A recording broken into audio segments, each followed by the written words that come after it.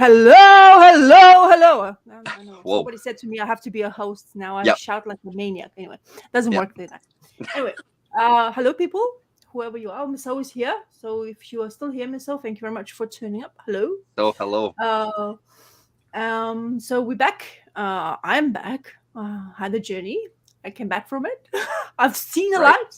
I'm recovered, hopefully. Unfortunately, the journey wasn't to the London Comic Mart, though. Oh, That sucked. That Yeah. really hurt. I Yeah. almost wanted to say I'm gonna like I'm gonna be there. Like let's just take me there. I was like, no, that's not worth it. It's just not. Right. Yeah. Unfortunately, it wasn't worth it. So, and Yeah. I No, was really especially if you're it feeling really like. hurt.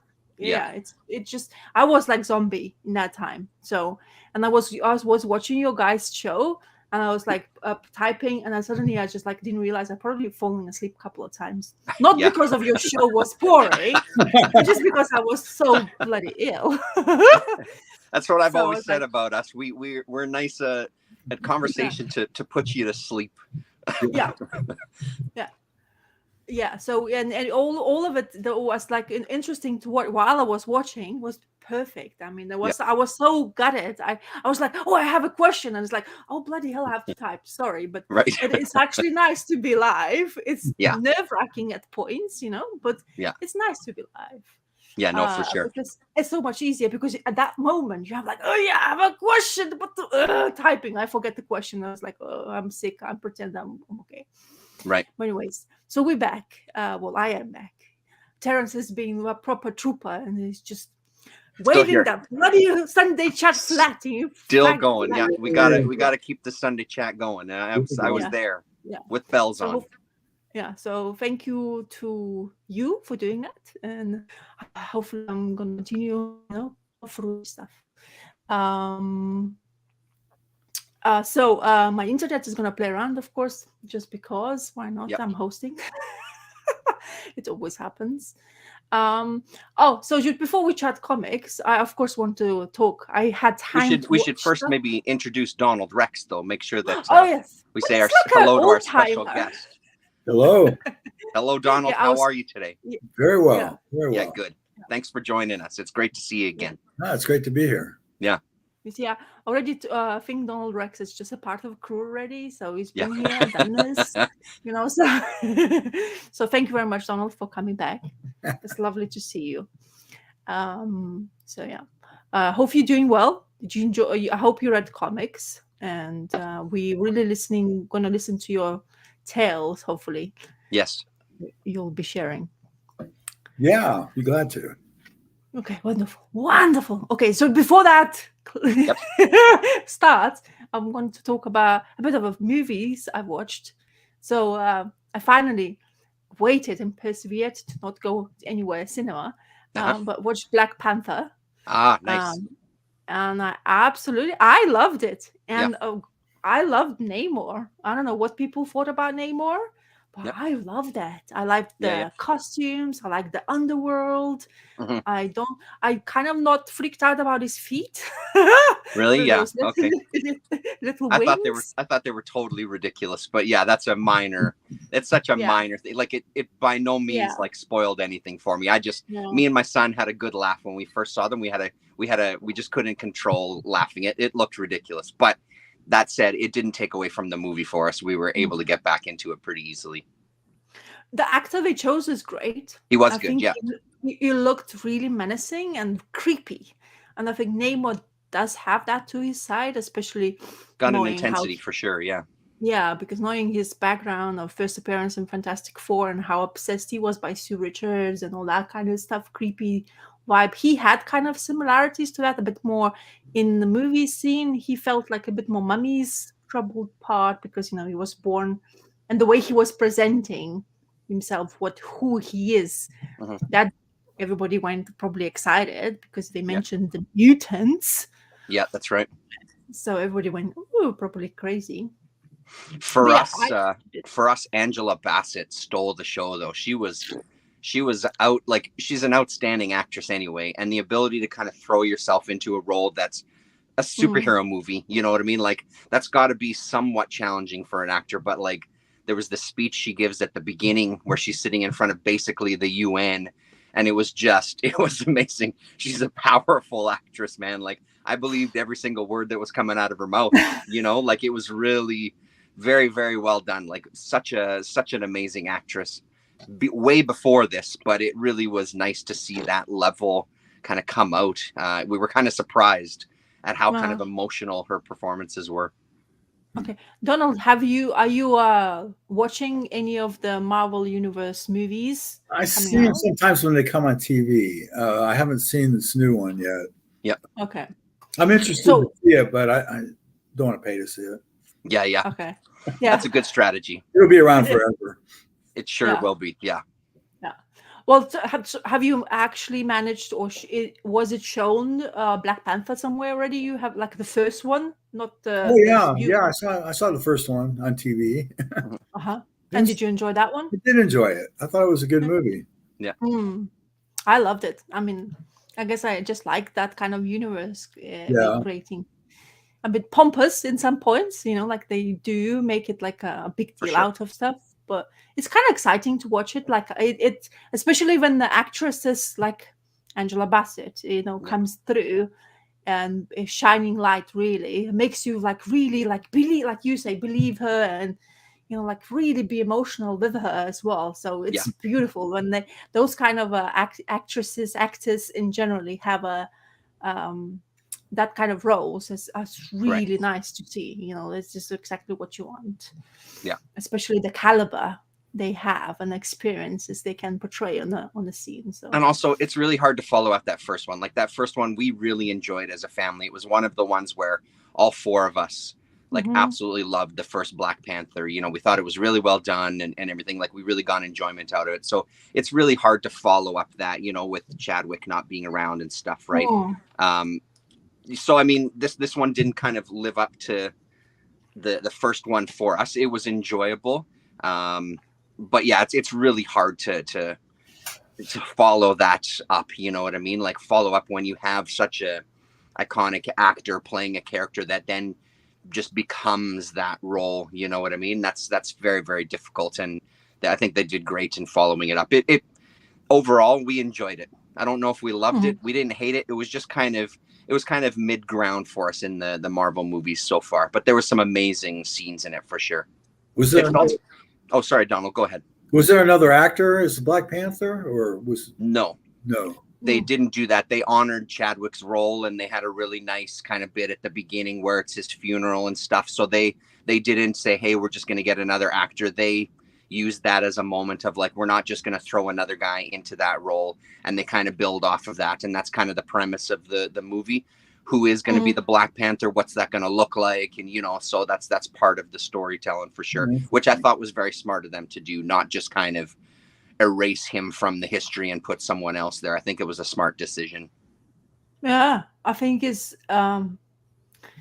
I don't know. It's like you say, the first movie I absolutely adored for sure. I think the Chadwick Boseman has created something that everybody would have wanted to see him again being the character for sure. Yeah. And it's a pity what happened to him. Yeah. But at the end of the day, like you say, the people are doing justice for not using other character and they're somebody else will take the mantle of Black Panther, hopefully, and whatever. And we're not just going to spoil the movie because you haven't seen it all, but for viewers as well, if you haven't yet decided to watch. What I like that it was like when I go to Marvel movie or watching, like sit down and whatever I expect. I don't have expectations, and that really helps me not to like over question stuff. I just enjoy what they wanted to show to me. And the part of Namor I got really excited about because I like the actor first. I like the way he was kind of weird, like he had this kind of killer instinct. You never knew what he can kill if he needed to, as long as just to save his people and stuff like that. But the lore where they took the character, where he's come from and that kind of stuff just really worked for me. I don't know, it just really kind of made his me backstory was pretty good for sure. There's no doubt about it. Yeah. And of course the special effects were working really well. Yeah. And so there is couple of like you can pick on stuff, and if you wanted to, of course, you Of can course. dissect the movie like really quickly, of Yeah, course, yeah, but yeah. You it's can do not that that. with any mainstream movie. I mean, ultimately, it's there to make money. And I'm going to correct myself when I say I don't have expectations. That's a lie. The ones that I did have expectations for were Doctor Strange, of course. Like, it's hard to Yeah. get away from having expectations for a character that you really, really love. You know, I wanted it to be good. Mhm. And then the Sam Raimi, the new one, I had expectations going into that. And thankfully, for the most part, I feel they lived up to them. But for the rest of the Marvel, we go in same way. Like, we see them regardless. We see every single one in the theater, even one like the Eternals that I just didn't work for me at all. I still went to see it, and we're looking forward to Ant-Man is next, which 17th I think that one comes out. So we're gonna go see that one. That trailer looks spectacular. So That's my son's birthday. oh yeah, there you go. But I don't think that he will be cut out for that kind of. Yeah, it might be a little intense for sure. Yeah, Yeah, he's just gonna be 5, so that's yeah, not gonna be something. yeah, I'm waiting until he's gonna turn into a bit more, maybe yeah, 10 would be yeah. nice. Like 5 is a little bit. Ooh. I mean, I would be selfish and just look at it, like I need my time in cinema. You just sit there and just be good. Yeah, that's what Right. happens. That's my wish would be, but no, I will not do that. No, yeah, No, But anyway, so I saw a trailer, yes, like you you did. say, like a glimpse of it. Okay, I Cool. just saw like a minutes long trailer, Right. and that got me excited because like I really like. It seems to be like there's some part of mystery, and I really like that they all of them back. It seems the daughter, of course, grew up. Yeah. But yeah, it will be interesting. I always liked ant movies anyway, so I'm looking forward to this one. It looks Yeah. like No, a for more sure. serious point as well. Yeah. So not Yeah. a superhero movie, but I just have to quickly mention I Oh, finally watched this last night with my son. It's called Come and See. It's okay. a Russian film from 1985 about World War II, Germans invading Russia. This character on the front is like a 15-year-old boy, Oh, and by the last 40 minutes of the movie, he looks like a 65-year-old man. They do some very slight makeup changes to him to mhm. because of the atrocities and the horror that he's. It is. This is probably one of the most powerful anti-war movies I think I've seen in a long time. It's highly, highly recommended for any time, but especially in time periods like we're going through now. Mhm. Phenomenal movie, and I mean, again, like Criterion Collection, the extras that they have on it. They've got interviews. Yeah, it's Hey, unforgettable. Jacob. Absolutely. Hello, Jackio. They have interviews with the director. They've got interviews with this actor.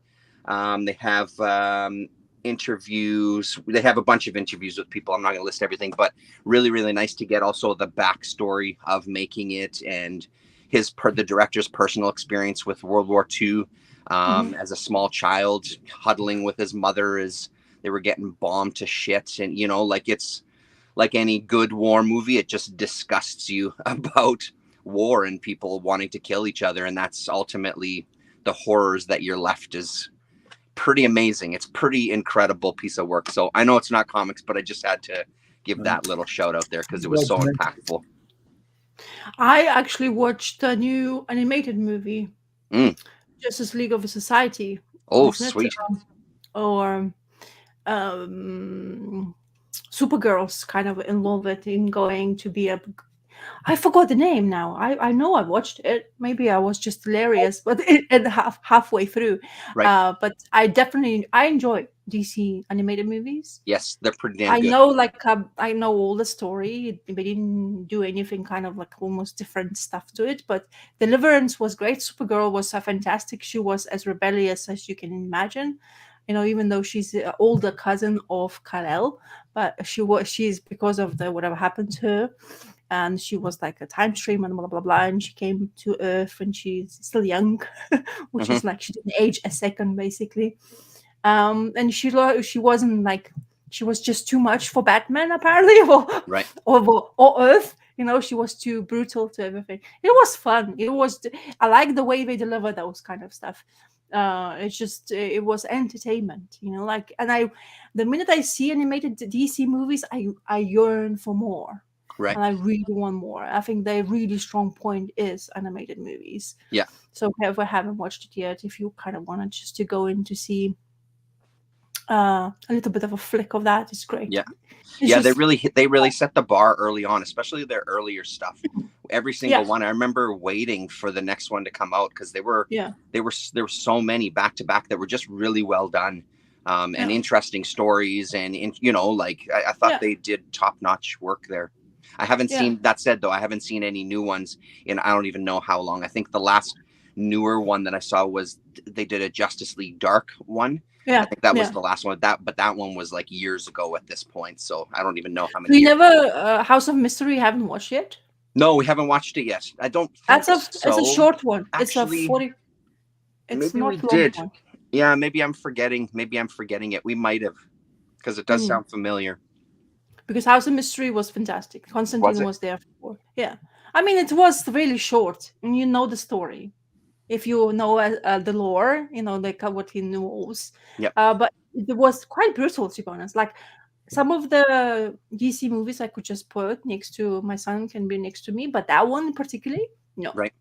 Even that one was kind of like cruel, and like the people, like because of Constantine involvements, I guess that's House of Mystery isn't really for like for your goody two shoe action. Yeah. It's not gonna be that. It's gonna be all this home creatures. So anyway, just cool.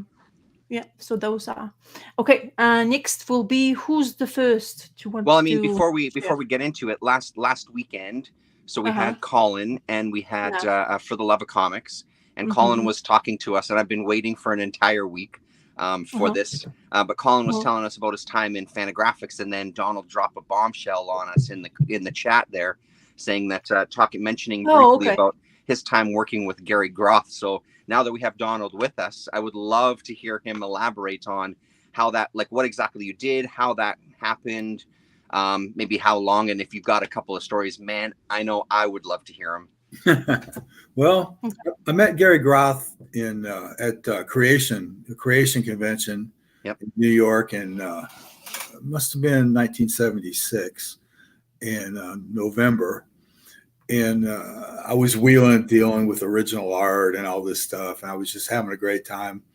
And so I was talking with Gary Groth at his table, and he was saying, "Yeah, why don't you come down to Maryland and work on the journal?"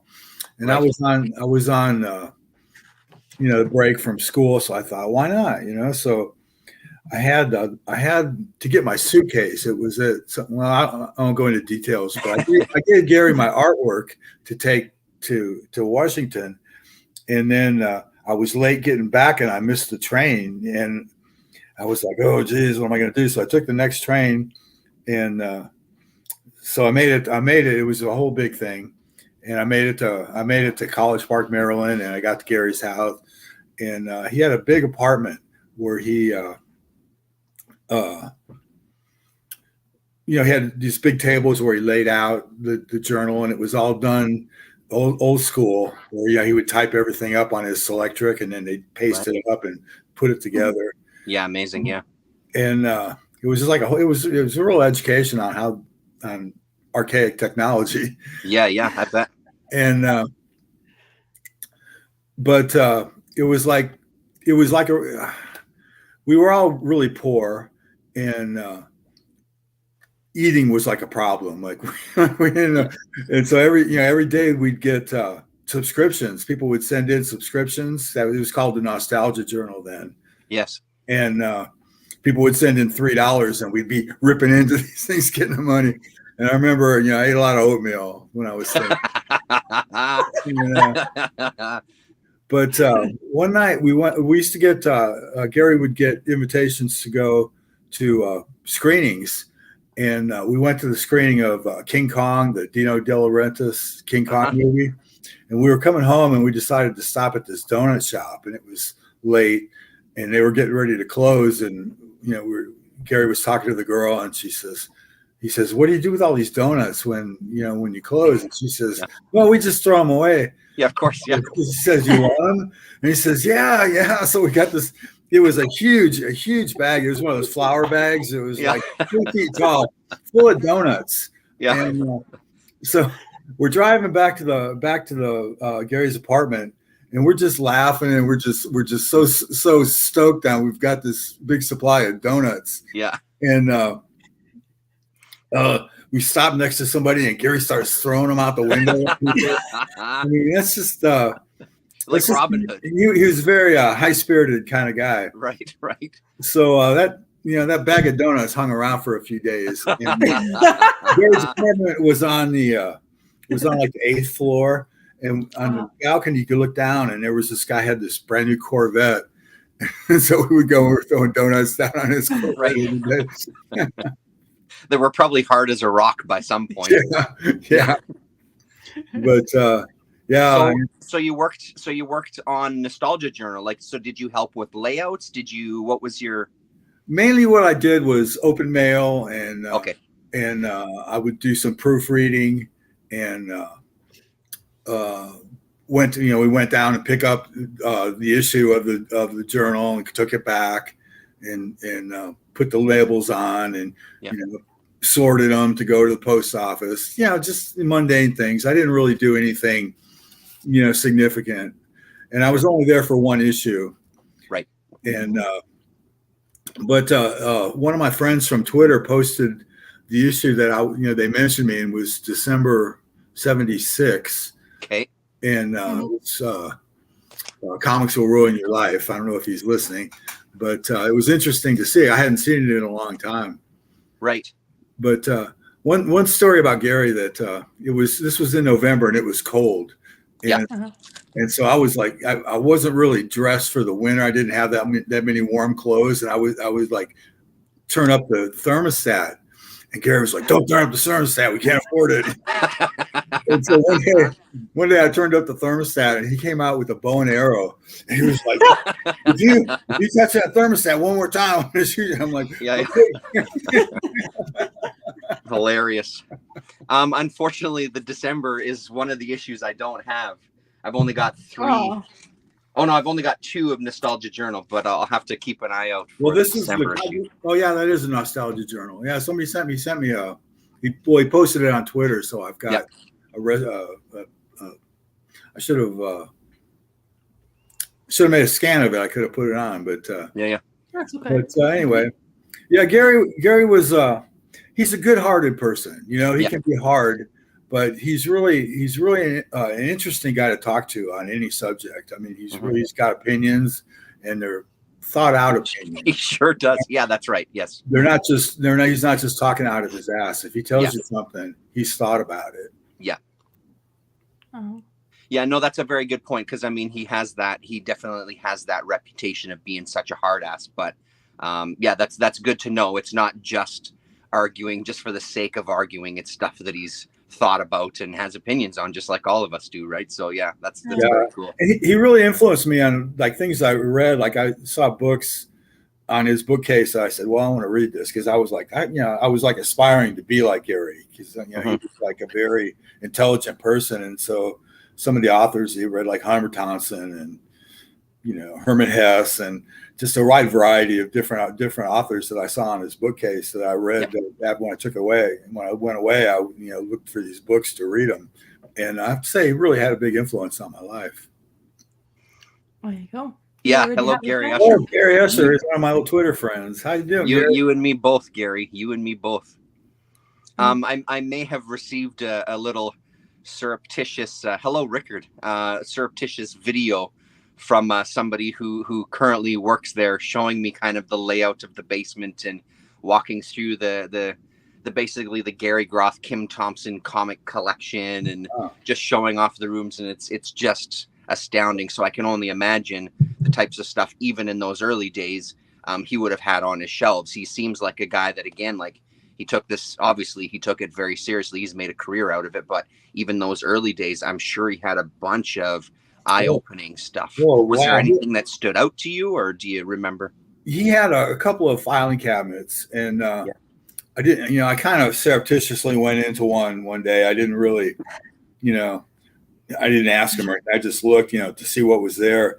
And he had like early issues of Fantastic Fanzine that he had done. Yeah. Signed by just amazing artists, Frazetta and all these amazing artists. Mm-hmm. And, do you have that first issue of the Nostalgia Journal with the Frazetta cover? I've got this one. Yeah, he had the original of that, and he spilled his asthma medicine on it. Oh no! A big stain on it. What a shame to have this great Frazetta sketch and right. Oh geez! Oh, to kill me! That's crazy. Yeah, because I remember in the book, in the Fantagraphics book, he talks about going over to Frazetta's house for dinner every once in a while when he would get up the courage to kind of call them up, and he would always say how generous they were, and just seeing that art in person, and it's very cool. Yeah. So once you did that one issue, did you keep in touch for a bit? Was there any? I'm assuming that you would have seen each other at other conventions and things. Well, I didn't see him again until 1985 at a convention in Dallas. Yep. And it's kind of an embarrassing story, but he was doing a master class with Bern Hogarth and Gil Kane and Harvey Kurtzman. Mm-hmm. So I got to meet them and kind of get to know them a little bit. Yep. And while I was there, he had just published that book called Los Tejanos. I don't know if you've ever heard of that. It's a book. It doesn't sound familiar. No. It's the book about the Tejanos who were of course, like cowboys at the time of the Texas Revolution. Yes, of course I've heard of it. Once again, it was his biography. Yep. And they published that book, and I said, Gary, I live in San Antonio. I could sell 1 million of those. And he said, I said, well, I know Jackson. Maybe he'd sign them, and we could do a limited edition thing. And so Gary goes, okay, and he sent me 100 copies of the book, and I went to see Jackson, and he signed them. And, amazing. But we didn't do the whole thing. Like we started from, maybe it was 250. Now that I think about it, he started with 250, numbering them, signing and numbering them, and we did about, I don't know, 50 of them before he got tired and wanted to stop. And that's all we ever did. So there's this limited edition book of Los Tejanos signed by Jack Jackson. And wow. You'll never see anything lower than number 200. Wow. But I was a little young and footloose at that time, and I neglected to pay Gary for a long time for those books. Right. And I ended up sending him some comic strips to pay him off. But those were good days. Jack Jackson was really a sweetheart of a guy. Yeah. Well, that's just what I was going to ask you next. I'm a huge Jackson fan, like enormous. So were you friendly with him? Like, I had met him at local conventions, and I used to sell at conventions. I would sell like old magazines, illustrated magazines, and like artists like Howard Pyle and N.C. Wyeth and art, just the great illustrators. So I always had a lot of that stuff on my table. So it would attract like a magnet all the artists and all the guests, and so I'd get to know them. I got to meet so many artists that way. Because they'd be walking around, what is this? And their eyes would get really big. Yeah. So that was a good gimmick I had. Yeah. Did you? And then I guess the natural question is, I'm assuming you sold all 50 of those signed ones, and they're out there in the ether now. Oh yeah. They're out there. That's amazing. But you didn't keep the number one for yourself? He never did a number one. He started with 250 and went and did down to down to 200. So 1 through 199 don't exist. Yeah. Well, there you go. And that's a brilliant thing. Label to go on the back cover that said this is a limited edition, signed edition. So if you ever by some chance saw one, it would have that little label on the back, and you could tell it was the real thing. Well, I'm going to be looking for one after this chat's over. I'm going to be digging online. That's what they call the rarest of the rare. Yeah, totally. Yeah, I doubt I'll find one, but fingers crossed. That's amazing, Donald. That's really amazing. feel free to inject any other stories. I mean, I could sit here and honestly do like 2 hours just grilling you with questions, but I won't subject you to that level of, Well, there's one more story. Cool. At that convention where I met Gary, I met Gil Kane, and so we were talking, and he wanted for some reason he wanted a pair of new shoes. So I said, "Oh, I'm glad to take you to get some shoes, right?" And and he goes, "Okay." So we jump in my van, and I thought I knew where there was a mall, but I wasn't that familiar with the Dallas area.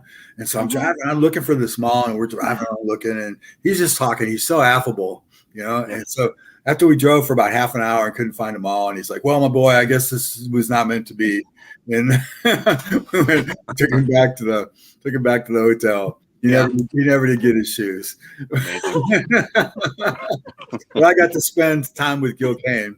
Yeah, that's spectacular. Yeah. That's wonderful. Yeah, that's super cool. Brilliant stories. That's great stories. Yeah. Should we start with Donald to see what he has to share for us with us? If he wants to, if he wants to continue, we're more than welcome. Well, I got another artist that I got to meet at a convention was Alex Toth, and and I've always been a big fan of his. And I made a couple of buys on eBay, and one of the things I got was I don't know if you can see it, Crime and Punishment. Okay. I got the camera mirrored, so I guess that looks backwards. We see it. Yeah, we see it the right way. Yeah, we see it. Okay. Yeah. Oh, okay. And I'd open up and show it to you, but the cover is just barely hanging on by a thread. Yeah. I see. But this is what was called deep 3D, and it's like I should have made some scans to put up here. Actually, I do have some scans, but they're in a different folder, and I don't want to take a chance on getting thrown out of this. But it was like the panels were like that. They were like an hourglass, and he would draw things that looked like things were coming out. And my favorite thing about this issue, I don't know if you can see it here. Wait. There's this brick flying. Can you see that? Yes. It's like Ignatz must be at this site. In the background, yeah. But so I got that Crime and Punishment, and so I was really glad to get that. So is that, sorry, I may have missed it if you said, was that wasn't like first Alex Toth work, like that's just early days? No, that's the first Deep Vision. I guess he invented that process that is from Lee Gleason. It was like a new thing because 3D comics were all the rage. And so they came up with this thing that's like fake 3D, but it kind of, and some of them you can, he drew really dynamic, like the people who jumped on the page. I should show you some, but I'm afraid that if I go, no, that's fine. Yeah. So, and the other eBay thing I got was these Menominee Fall Guardian. I don't know if you ever get that. I bought. I got like 60 issues of that. Oh shit, that's awesome. What a good deal. It's it reprints old the funny strips. They had two.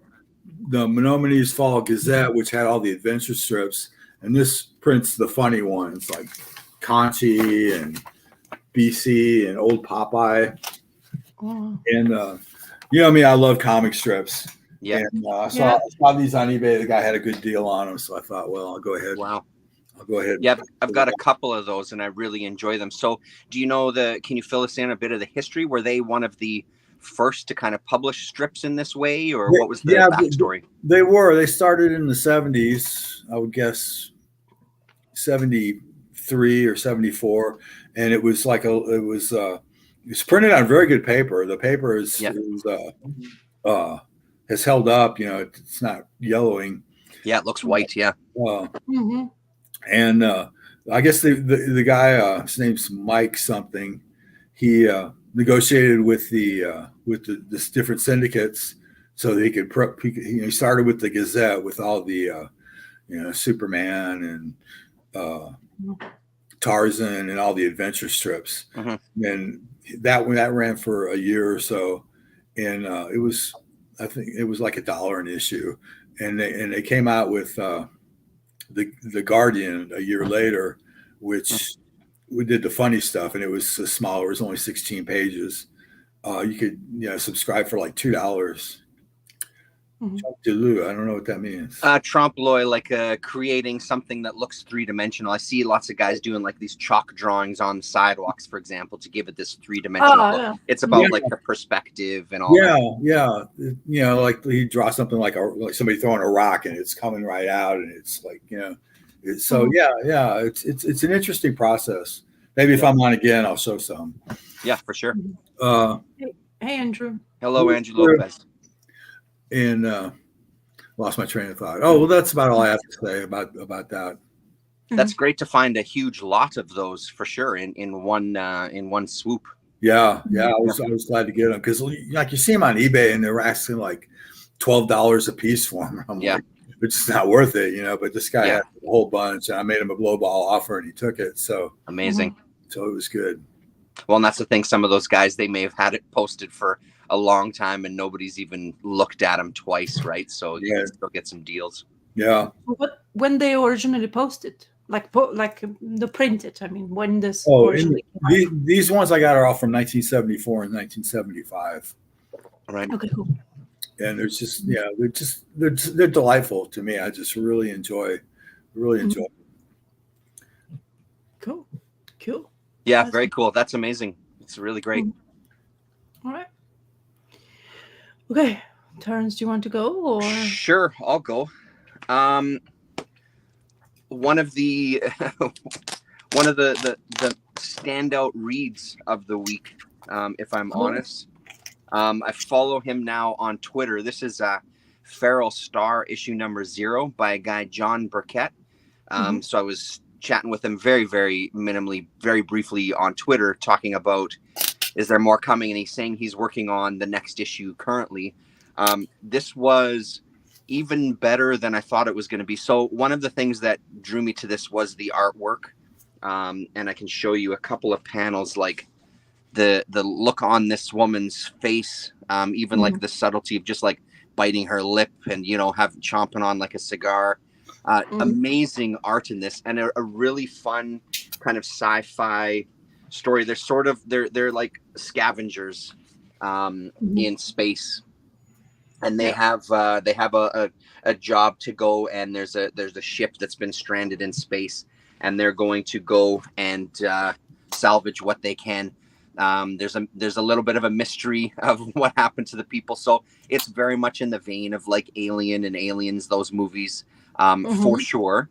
The creatures don't look like the aliens, thankfully. So, but I just found it amazing for this kind of one-off intro to a story. Like the characters, again, like just really nicely fleshed out. The art, as dense as it looks on camera, because it absolutely, even just looking here now, it looks almost impenetrable. That's not the way that it is in person. In person, it reads very, very easily. I was really impressed with this. This was a really great buy. This was from Partners and Son when I placed that order from Partners and Son, because I was looking to get that Travel Diaries, I think it's called. Yeah, Travel Diary. So I threw in a couple of other things, and this was one of them. So that's kind of the look of the creature in the background there. And I like the way the black and white looks, that it's almost kind of indiscernible exactly what you're seeing here, with all the appendages and things coming off of him. This was such a fun book. Like I said, Burkett's on social media there. He's got a Substack that's free. You don't have to pay for it. And then he's got an Instagram and a Twitter. He kind of posts art as he's going. So it's worth checking him out and giving him a follow. He had some copies. There was this back page here. I guess when you backed him on Patreon, he included with a bunch of them a sketch here, which is why this white space is on the back. Unfortunately, I didn't get one of those, but I'll be keeping an eye out for his the next issue of this. So in the video, when I talked about this, I was mistaken. I must have been thinking about another book, that this was something that had already had a few issues. That's not the case. This is the only issue of this that exists right now. Okay. But very, very cool stuff. But like I said, there's something about the facial features and the expressions that he draws are really appealing. Feels like it's a callback to a bunch of different artists, but still very much his own style. Yeah, so super fun. Not much else to say about it other than that, and looking at the beautiful black and white art, but a damn good purchase for sure. So when did it came out originally? If you say it's only one I think released. it came out. I think he released this one last year, I believe. It looks much smaller, 2022. Yeah. Is it smaller than the comic size here? It sure is. Yeah. So let's get here's a comic and here's that. I see. So there you go. Kind of like a ash can-ish type of size, if I'm remembering my sizing properly. But yeah, super fun. Really, really good. Okay. So that place you were just talking, what is Sun's End? What is just Partners like and Son? Is it in Philadelphia? I don't remember exactly. I think so. Anyway, yeah, I believe so. And they have a really good online store, and yeah, I mean, nothing bad to say about it. It's a store that I've heard about before, but I've just never looked at their website. And when I contacted this guy, Scott Finch, about his travel diary, he's the one that said, hey, you might want to check out Partners and Son to look to see. They've got a copy, and then that turned me on to picking up a few other things. Yeah, it does look, it does have that kind of vibe for sure. Yeah, cool. It kind of reminds me of 2000 AD. Yeah. A lot of the black and white, you know, like the Halo Jones, the face, and maybe a nose, maybe a haircut. Yeah. Ooh. Hello, Damien. So hello, Drunken Sailors. Hello, Damien. Hello. Yeah. It's good to see you guys. AFPC is saying Philadelphia. Yeah. So there you go for Partners and Son. Yeah. Saying that agrees with the Drunken Sailor as well. So yeah, cool. Okay. Where should I start? Well, I have plenty of reading, but I haven't done much reading.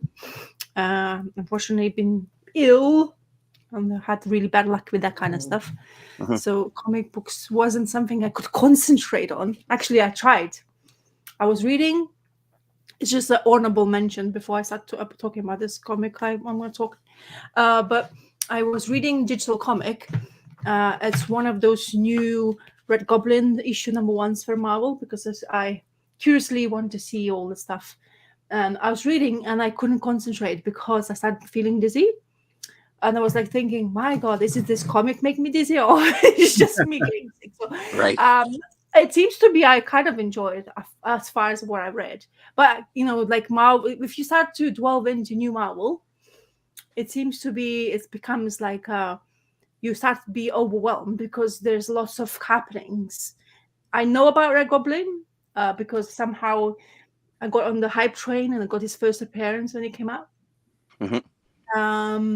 But then, of course, I didn't read follow up because I don't really pick up new Marvel books on my pull list. But somehow I go into, like, when something like this comes out, I kind of want to see, because kind of goblin type characters always fascinate me in generally because animated Spider-Man was something I always watched, animated series. That's how I basically started with everything for Marvel stuff, basically. And I always like goblin. They freak me out with those pumpkins. I just want them to be a bit more freaky. And apparently a child is now going to be part of the goblin lore as well. Really? Yeah, and kind of looks interesting, to be honest. I was surprised. But as I say, honorable mention, because I can't really tell you the story. Right. I think I knew I liked something, but anyway. So yeah, that's what happens when you read something, or you attempt to read something when you're sick. Yeah. Oh, yeah. All right. So, okay. No, I forgot what I'm doing. Okay. So I picked up a couple of things from a Twitter follower. I picked up his hardcover thing. He was selling some other things. And I, because it's obscure and I've not seen it, I've read this JLA Geek. Oh, hey. And Timothy Truman is a writer and an artist. And Gregory Wright is the colorist, I presume. Well, holy shit. Did I just get it right or what? I knew you're gonna. I knew Terran's gonna be. Well, because when you posted that one cover for the screen cap, and I was looking at it pretty closely, I'm like, man, this is beautiful stuff here. Yeah. But I So never would have guessed that it was Truman. Yeah, it is Timothy Truman. So Ken Lopez is the letterer, Gregory Wright is the colorist, and Digital Chameleon is separator, which is interesting. Yeah. And it was published in 2001. Wow. Definitely wasn't interested in comics in that time. Right. No, but this kind of things, especially that like format, like prestige format is like a little bit the trade is 3 issues. And I love this kind of what DC comic books does in generally, or anybody if they do that kind of special format.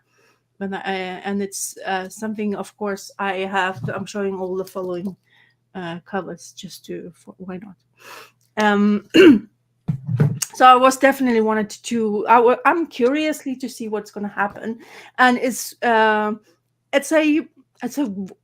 good tale. What also, I like Green Lantern lore quite a lot, and the one character I'm not much or familiar because I'm more kind of a Guy Gardner first, but Ray. What is it? Ray Reynolds? Is that his name is? But I'm not really much familiar with artist Green Lantern, so he's in the forefront of his comic book because he has a friend archaeologist Salah, who's been discovered this ancient species or kind of like information, and the Green Lantern is or one of the signs there. So they were discovering there's this like a Helk type of place, and apparently a being called Kyle Rayner. Thank you very much. Sorry. See, I'm already butchering the names. Didn't last very long. Right. But yeah, so me doing this, I'm out of practice, eh? Right. It's been a while. Anyway, so it's basically she gets captured into Elseworld. It's an Elseworld, and you only can pass through the gate. And he is saying, oh my god, I did I have I feel guilty because I left her behind, and he wants his buddies from JLA to come and help him. You find out his actual intentions, saving her. Yes, he does want to save her, but for his own very, very, very selfish reasons. Because he has feelings for her as well now. Right. And that is basically the one and primal urge, because he wants to have something more. Primal urge in a lot of us. Anyway, so of course I'm spoiling that. It goes way. You have to read at least 2 issues before you find that out. But it's this place called Kurnugi, and the names they used in this Elseworld is difficult to. I will not attempt to pronounce. I'm already butchering any names, whatever. But this place, like a hell bend, where rivers are filled with creatures. There's lots of plots, and you have, of course, his main priority. That's the Sala. And this is the girl who was captured, but apparently, because where she's been captured by not her own will, apparently she has a like an ancestral kind of type of blood of the creature called Star, who by all we found out in the storyline was a culprit to get those creatures to be captured in this world as well. So there's lots of story going on. It's absolutely beautiful to look at this art. Mm-hmm. There's lots of paneling, of course. There is a typical, if you know Truman's art, I think that really spokes Truman now, hopefully to you as well. But it's really interesting to see him doing DC World characters. Mm-hmm. Because sometimes, these panels like this is like, it's just beautiful to look, and is actually really like this water underworld scenes he's created. This was one of the most beautiful things I've seen. And creatures he create, like, it looks like a T-Rex, but then we make that in a creature of Elseworld. It's actually quite fascinating with what you can use from your world, what you know, and create some other characters as well. And there's a lot of goblins, there's lots of creatures and bad things happening, and she's basically been hunted by everyone because they need the staff she's holding. And apparently also what they need is Kyrena's ring, because that's the part where apparently you can open the gates with. In order for our GLA members to go past through the gate, they needed a Dr. Fate to do that. But what they found out also is one-way ticket. But still, his friends were no problem. We're gonna go help him. We are GLA, we're gonna do this. The Aquaman, I'm not familiar with him being almost looking like Thor to me, because much of that. I haven't discovered lots of yet of DC World. It seems to be, even though of what I'm kind of familiar with everything. So he has like a metal hand or armor, long hair, very nice long locks. The Wonder Woman looks fantastic by Truman. I really liked her. I think she was drawn really well in here. Anyway, it's really fun, like really proper Elseworlds tale. It's captured my, like, you can capture any like imaginations, and the story wasn't really like hellbent fantastic, but it was exactly what you could expect from JLA going to somewhere, to save. And this panel here of Wonder Woman was absolutely great. Unfortunately, as you guys know, I do like to draw what I read. Yeah. Unfortunately, no time. I was trying to catch up with some comic books in order to basically have to talk to you guys. Yeah. So I only had managed to draw one. With the other stories I'll talk about which I have managed to read. So this is really good. I mean, as I say, it was something completely different, unlike this obscure tales. It's almost like, like that's why I like Vertigo as well. But this kind of the formats, if I can get hold of them, I always pick them up, and they never disappoint me. Batman in his fly copter thingy, like, always has his own lines of Superman flies up in the sky, and Batman of course needs to follow. What Superman didn't realize when we got into this world, that the two stars was ruin his superpowers, and also the creature with had this special like fire/ray was almost could like really damage the Superman. So that was interesting to see. So everybody had an issue in some point, but I just really like the imagination Truman put through. And of course, look, Terrence, crack. Yeah, excellent. I've tagged it.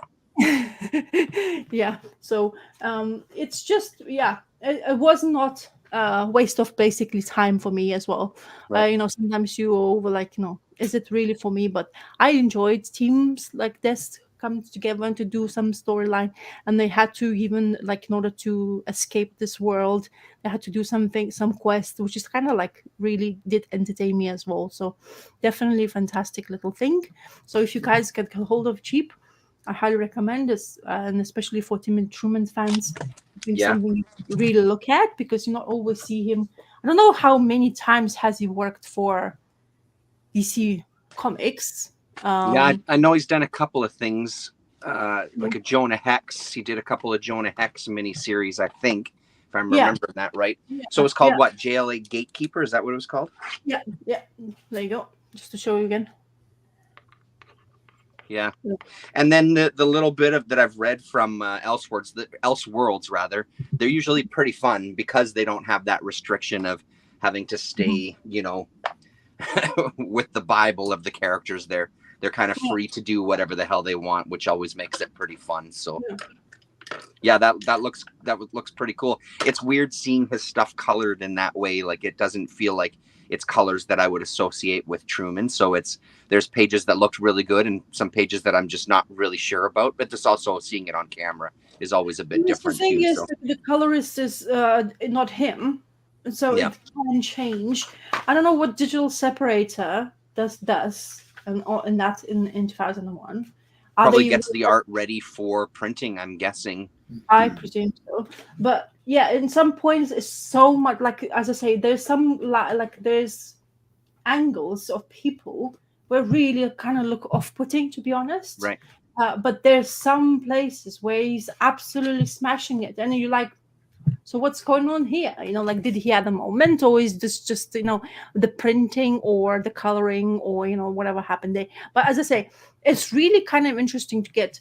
And architectural foam panels were saying about Carl Rainer's Tom King's Omega Mini. I did have that. Pure reason also Okay, because yeah. of the Kyle Rainers, which I'm not really familiar with.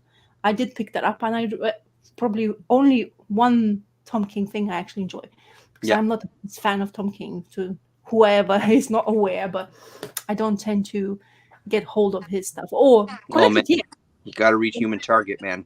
Human Target. Maybe that would change my mind, because you guys keep on telling me It's it's a damn good good. watch. It's a I mean, damn it's fine really, read. he has great artists to work on his stuff as well, which is of course really helpful point. Yep. And Smallwood is one of my favorite up like artists now. So yeah, when he's gonna get collected, I'll definitely probably gonna go and have a look and actually see what Tom King's doing again. But Yeah. yeah, as I'm not a big one. So yeah, yeah. As I say, this is I've never seen before. The Yeah. guy was selling it. I was like, yeah, go on, give me. Shit, yeah. So that was digging into your filing cabinets, basically, obviously. What, this? Yeah, pulling that out from your filing cabinets, like you've had it No, for a while, I imagine. like I say, I just got hold of it now. Oh, Like you did. this. Sorry, I missed that. Yeah, Yeah. sorry, I do. So the guy who I got the artist version of what's his name? James Stokoe. Yeah, the Stokoe. Yeah. Billy So, Haynes on Twitter. Yeah. yeah. So he's the one who sold me this as well. Oh, cool. So yeah, I Very took hold cool. of that from him as well. I like buying from other people. It's just like he reads, so I don't want to read something. And Yeah. always. Yeah. So he's saying that he is not. Yeah. Okay. So you're not a fan as well. Sheriff of Babylon, I've heard so many good things about. As a matter of fact, I'm going to write it down right now because I bet you my library has it. I've just heard so many good things about Sheriff of Babylon. I really should just give it a shot. The Vision is actually, I'll take that back, my words about the Omega Mini. I think the Vision is his strongest work. The Vision was so good. That was a good read as well. Yeah. Yeah, that was really fantastic. I really liked the freakiness and all that stuff. I enjoyed the Woman of Tomorrow, the Supergirl miniseries he did. Oh, okay. I didn't read that one. Oh, there you go. Look at how many things he's done. Hey. He's done a lot. Yeah, and then really... he continuously coming out with something new again for DC as well. Some sort of 12 issue. I think he likes that now format after. Yeah, I like Walton generally, so it's winner for me. Yeah, Walter's artist was a huge win for the Vision. Also, and the Tom King stuff, it seems to be 12 issue, the maxi series, whatever they call them these days. It's a winner for him. Love Everlasting, yeah. I just look at the pictures. I haven't read it yet. There you go. so it's kind of, as I say, hot or not hot for me and him, his things and whatever he's done. But since Batman, because I think I was reading still his Batman, and then I think the Catwoman wedding screw up of everybody is well aware of, saying, "Oh, we're gonna get married," and suddenly just didn't happen once again. Right. Because it's Batman. Okay, so do you see new? We can discuss that once again and go into the loom of this nonsensical. Yeah. He's not allowed to be happy, man. He's got to have that angst. He's got to be angsty. Yeah. And then he's a Woman of Tomorrow, heavily indebted by The Searchers, right? What is The Searchers? The John Wayne movie? Yeah. Ah. Okay. I don't know. Yeah, I've never read it yet. That kills her dog, I mean, shoots, I don't know. She had a grudge. Okay, yeah. Okay, cool. I see. Okay, Donald, are you ready to to show us some slides? Yeah, we can do that. Yeah. I've been drinking too much too quick. I'm just going to run to the bathroom. I'll be right back. Okay, the first artist I was going to talk about is. There you go. We're getting the whole thing here. How do I get back to that slide? Can you not press on it and it doesn't it work? Does not open? Uh-oh. No. Hey, Paolo. Technical difficulties for a little bit, but we're trying to. Let me see. So if you press it, nothing happens? No, nothing happens. It's funny. Why don't you take it down? Uh-huh. And let me get it up. See if I can open it up on my screen. Okay. That's just not opening. That's really annoying. Okay. So open that thing again.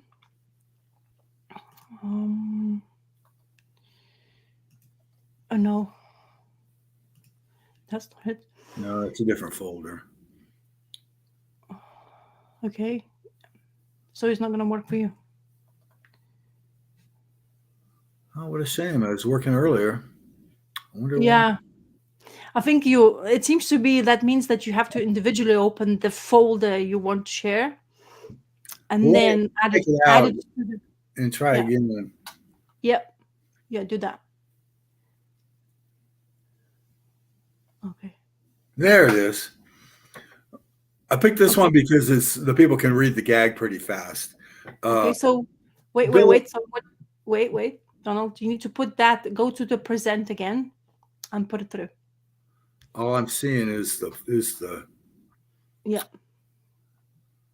So if you go to, like the main screen, the present. Oh yeah. Well, that's why it wasn't working. Okay. Yeah. We're having technical difficulties. Oh, I see. It didn't work what we wanted. It seems to be individual files needs to open before you goes to share the screen with us. Oh, right. Okay. Hello, Paul Acosta, by the way. Hello. We only see the nice white line now. Oh, you close that again. Yeah, I closed the.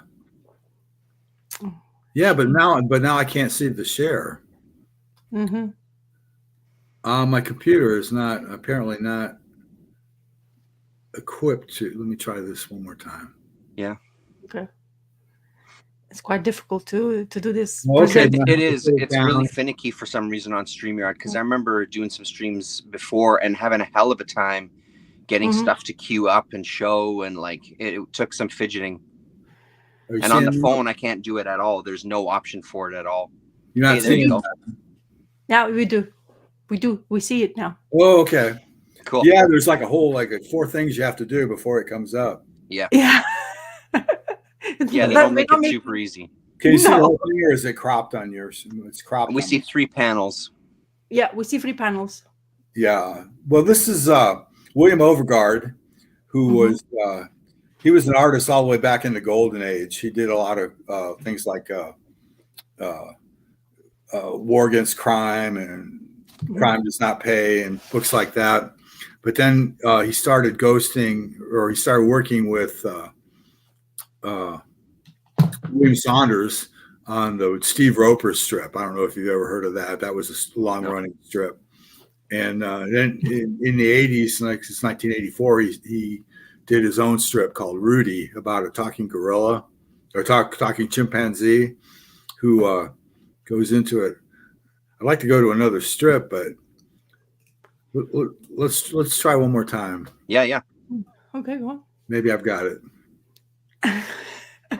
Whatever you did for this one, just duplicate it. Hello, Colin. Hello. Oh. Yeah, I bet you it's a StreamYard thing that if you subscribe or buy it, you probably have 1,000,001 options. Yeah, it probably is. Yep. Because I'm on just the free one is what I always use. So. Yeah, me too. That was a nice looking style there, though. Nice little gag as well. Especially because the man is a chimp. Well, now all of a sudden, all I've got is that one slide, and nothing else comes up. Right. Okay. Well,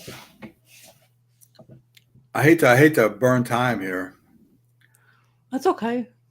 Do you want to fidget around with it while we keep chatting about? Yeah. Why don't you chat, and I'll see if I can figure this out.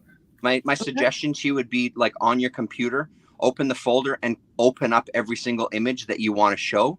Then when you come back to StreamYard, then you can do share screen, and then you'll have those options for you. But open up every single one that you want to show on your laptop itself, and then it should give you those options.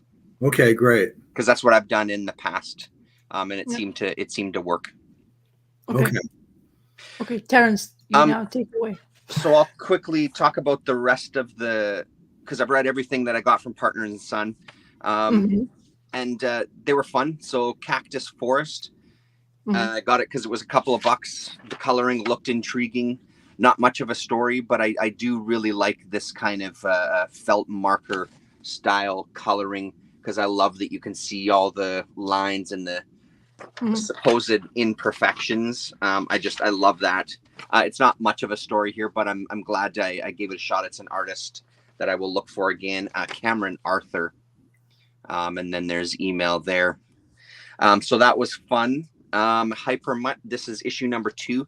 I think there's 5 of these right now. This is Matt Huffman.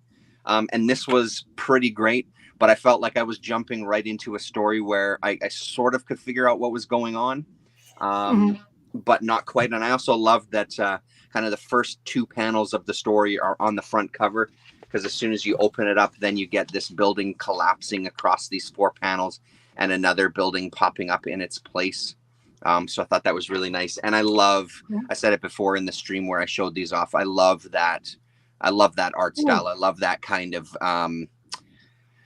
morphing these figures, so they're not instantly recognizable as people. I really, really love that look. So I'm on the hunt for more of those for sure. I know that Domino carries them. But the one that we'll look at a little closer was this travel diary from Scott Finch. So in the back, Scott talks about the impetus for this. He accidentally backed into this work by cutting and pasting many sketchbook drawings onto postcards during a mail art correspondence. And then I felt myself getting less precious and letting some creative chaos into the process. Eventually, I saw a sequence and story creep into my art, again with a new voice, and then I was off to the races. So he also gives a shout out to Fazila Nasruddin of Bahrain, at Z_NEOW on Instagram. She's the one that did the coloring for this. And man, is the coloring top notch. Like, the art itself is fantastic. Really, really great. But that coloring takes it to the next level. So kind of like that Moodus that I talked about before, where it feels like it's someone coming from maybe potentially like an arts background and working in comics. Although I know that Scott has done comics before this. One book, and I'm blanking on the name, Colin, if Colin's in the chat, he probably knows it off the top of his head. But boy, oh boy, was this ever good. And I love the idea of kind of taking some of these images and repeating them through multiple kind of strips and panels. Is there a story? Sure, I guess, you know what I mean? Like, that's not so important to me, to be honest. I absolutely adored this book, and I've looked through it. I've flipped through it. I don't know how many times at this point, and every single time, it's just as kind of beautiful as the last. I think, like I said, the coloring is so imperative to this book, I find. I'm sure it would have its own kind of appeal in black and white, but it just really makes it pop. Like, look at all this stuff here, is beautiful textures and line work, and it's once you start recognizing the patterns too, seeing the characters and situations popping up. Like, here's a good example. This character here with like this blindfold on, you end up seeing in a couple of places. Cool. Like right here again on this page. So you start seeing some of these themes kind of coming through. And it's also just a great backstory of how he came to create this work. I like the idea that he was just playing around and sending postcards, and it sort of kind of came out of that process. I love that kind of thing. That it sort of happened without maybe the intention of creating comics, right? So really beautiful. Yeah, it's gorgeous. This was a little bit of a pricier book, but it was $25. But I think it was worth it. And like I said, I missed it on Domino, but I mean, I found that she really chose some beautiful colors for each of the pages that work well together. I love the yellows and oranges and blues in here. Really beautiful. And choosing to leave some stuff white, I think is really nice too. So gorgeous work. Scott Finch, you can follow him on Instagram as well too. Let me make sure that I get his proper credits here, which of course I'm not seeing. Anyway, if you type in Scott Finch on Instagram, you should find him. Was that what it was called, AFPC? Yeah, so beautiful. I think one of those panels, it could be a carpet or a really beautiful painting, to be honest. Right. Yeah, absolutely. It suits. It needs to be big because of the lines he's using and the colors. Well, and that's the other bonus of this. This is like magazine size as well, so that's good. Even though the images don't go right to the edges, at least you feel like you're still getting a good amount. You're getting it at a good size. I don't feel like I'm straining to see even any of the details. It looks really nice. So I love this book. One of the highlights recently for sure. I really like those artists who likes to not afraid to use bold colors. Yeah. And the variety of them, especially if they actually can incorporate it in together with the stuff. So that really makes me excited about it. Yeah, and again, like I have to give full credit to Fazila for that. It's amazing. I had to look at her Instagram to see what else she has done. Just kind of looking at some of her artwork that she has posted there. So it's great that he kind of took that chance and handed it over to her to kind of tackle. So beautiful stuff. And it's on this beautiful, really nice paper too. Even the cover feels like a nice textured kind of paper, and the interior paper feels nice and sturdy as well too. So it's really, really nicely done. How is the postage? Because you said you go to Philly, yes? That's why I went to Partners and Son, because Scott himself had some copies, but then it would have been about the same amount of postage as it was to me to order that and a few other things. So that's why I went to Partners and Son. I don't remember off the top of my head how much it was, but it was like $25-ish somewhere around there. Like, it wasn't cheap, but I'm kind of used to it at this point, ordering books from the States to Canada. Unfortunately, I'm getting a little more used to it. And for stuff like this, I don't mind, but it does really stop you from taking chances on stuff. Like, it's really got to be stuff that has really resonated some way online, right? Well, you brave soul, because I don't know if, I would be as brave to just take a chance on stuff, because now for me as well, like ordering something via post now is becoming... God, it's even worse for you, I imagine. It's becoming like no, to receive is okay. Okay, people, if you want to send stuff for me, please. I accept anything. Right. Comic related. Okay, yeah. Comic related. Right. However, if I want to send somebody, that's another story. It's just becoming absolutely bonkers mad. Right. I mean, when you were telling about your issues with post office, I used to be like, I'm so sorry for you and stuff like that, but I was like, in the back was so stupidly, it's like, everything is fine for me now. So now I feel your frustration so much. I want to, but every single time I go to post office, I almost want to kick somebody's ass, but I know they are just working. And I have to but there's people who doesn't. They don't have filter. They just go at them, and I was like, it's not their problem. It's just actually totally. Well, and it really makes it like Daryl D was a YouTuber was kind enough to. I wanted to send him a comic, a Corbin book that he was missing, and he was kind enough to offer to send something to me in return. And I mean, the amount that it cost him to send one book, a $1 book, ended up being like a $25 comic. You know what I mean? Because the shipping was just insane from the States. Like it's really. It's gone beyond kind of ridiculous. So, I mean, then you end up buying these books that's like, I bought them for cheap, but throw in the shipping, and it's like, well, now they're not really that cheap of books anymore, So that's why I try to get, like, if I'm going to place an order, I may as well place an order and buy a few things, because the shipping isn't going to change that much from one book to 4 or 5 books. You know what I mean? Depending obviously on size and weight of the books. But if it's going to cost me $25, I may as well get 4 books instead of 1. Yeah. Well, the thing is, they're still telling me, we can't send parcels. Like, what do you mean you can? I get stuff. So why we can? Well, anyway.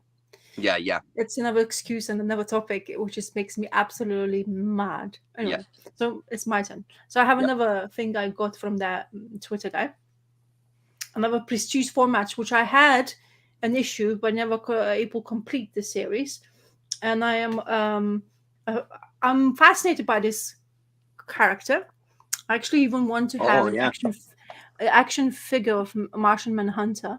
Mm-hmm. Actually, it's quite a good looking one came out. I'm not like there's the people say I'm not a toy person, but as you can see, I have toys. Yeah. Anyway, so this is a 3-issue miniseries. Jared Jones, writer, and Eduardo Barreto, Uruguayan artist, is actually who is drawing it, and we seems to be. Are we missing our guest now? He left. Hopefully he's coming back. You're coming back. You're back. I think I figured out. I got a couple of slides up there, but then I hit the wrong button. Perfect. Oh, okay. Disappeared. Cool. Okay. Why don't you take me off and let me just try one more time, and then you can bring me back. Oh, you want me to remove you? Yeah. Oh, okay. Well, no, I was just going to try to put. I was going to try to put I think I figured out how to do it, and I was going to put a couple more slides up. Go on, do it. Try. I can wait if it works, and then we can try that. Let's see. You got it, Donald. I believe in you. Oh, there you go. Just a line. Yeah, not having. It's just not having it. Let me try one more time. It's so weird. I hate that's why I hate about StreamYard. This is becoming quite complicated just to share a little bloody screen. Well, and if you look, like the last time I signed on, there's a whole bunch of extra features now for StreamYard, but it's like, that's nice you have extra features, but do they fucking work? No, it's just not working. Shitty, Donald. That sucks. Wait a minute. Maybe this will work. I wish I was on a laptop, because then I could play around and walk you through some stuff, but no. Well, we'll just put that in the background, and maybe next time we'll figure it out. Yeah. Oh, shucks. Yeah. I had some cool pictures to show you, but. Well, Rasa, why don't you continue, and then we'll go to Donald for see if he's got anything else physical, like in person, he can show us that's not on the computer. Yeah, I got a few. Cool. Yeah, cool. Okay, so there you go. This is another 3-issue special, the format thing. So yeah, it's I had this issue, number 1, but he sold me, so now I have an extra issue of number 1, but it doesn't matter. I still wanted to read the whole thing. So really nicely opens up. Art is absolutely stunning. So Eduardo Barreto, Uruguayan artist, who has been inspired by other artists, which I forgot. Hal Foster, Russ Manning, and Warren Tuff. Okay, thank you. My favorite. Yeah. So you can see the panels are absolutely beautiful. So it says in the 50s, where, of course, Martian Manhunter is pretending to be a copper in that time. And he is walking to his convention or hotel at that time, and he gets in a situation where the man dies, and he says this one line, which basically makes him think twice. And he becomes curious, and he kind of like, because he's like tries to help humanity, he's part of the society, even though he is kind of in the hiding, of course, from them. He is becoming to try to solve the mystery. And the main world of the mystery is lizards. And that's basically the whole story where the mystery unfolds. And it's really well told, to be honest. It you have to basically, after reading those 3 issues, it everything uncovers. But the more I was reading the story, the more I enjoyed the artwork. I liked to see like panels like these. I really liked his mannerisms of the characters. So the story goes that there's this alien creatures who has oh well, the alien creature or creatures who has trying to take over humanity or show them the way how to actually be better or how to behave, how to grow their own kids better. And they manipulating them with fungus. um, how that happens, it's only, of course, you will discover it in issue 3.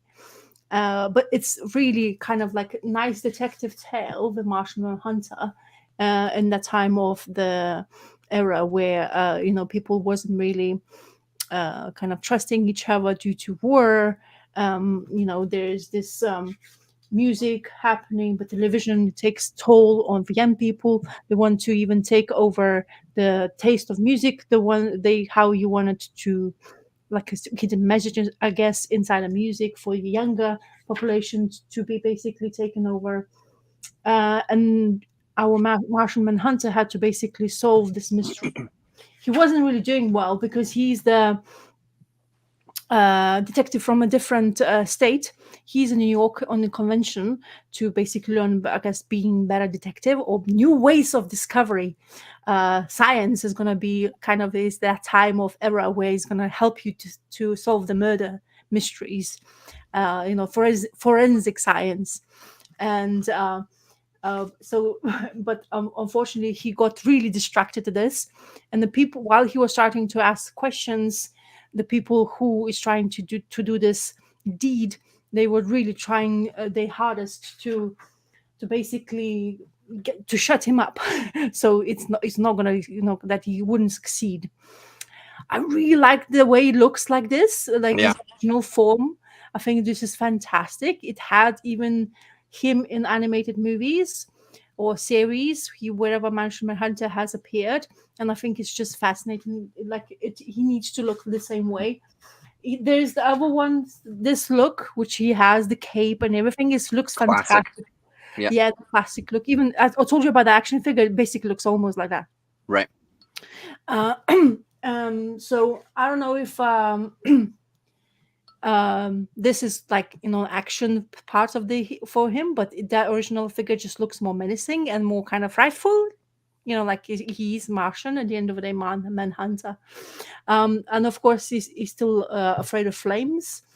So that went into it. But as I say, the Eduardo Barreto is really good at doing all these classic styles, and the time and era of things. What did Batman say in The Last Frontier? For the man from Krypton, I need a green rock. For you, all I got to do is light a match, or something like that. In the wow. Justice. Yeah, it was a good line. Yeah. So and this kind of scenes in here, which was like really like like scenes or like people on fire. So what happens is, in order for him to question people, he asks questions of people, and they don't want to tell him. But if they do, that's what happens to them. They inflame themselves, so they die. Wow. Yeah. They burst into flames, and he discovered, like, he didn't know what that would be a cause. So in order to basically escape the New York City, he gets this kid singer to help him with this beautifully drawn Cadillac. Is that the car? I'm not sure American cars, but beautiful looking car. Very beautiful color, but I don't think it's the getaway car color for you to escape from. Might stand out a little, yeah. But the action scenes are beautiful. I honestly, if I see more of this artist work, which he has done quite a few DC works, for sure, I will definitely want to get hold of more. I've read like another artist which you definitely should keep an eye on. So he escapes to this town, and what he doesn't realize, the town they escape into is actually being built by the people, the culprits of the storyline as well.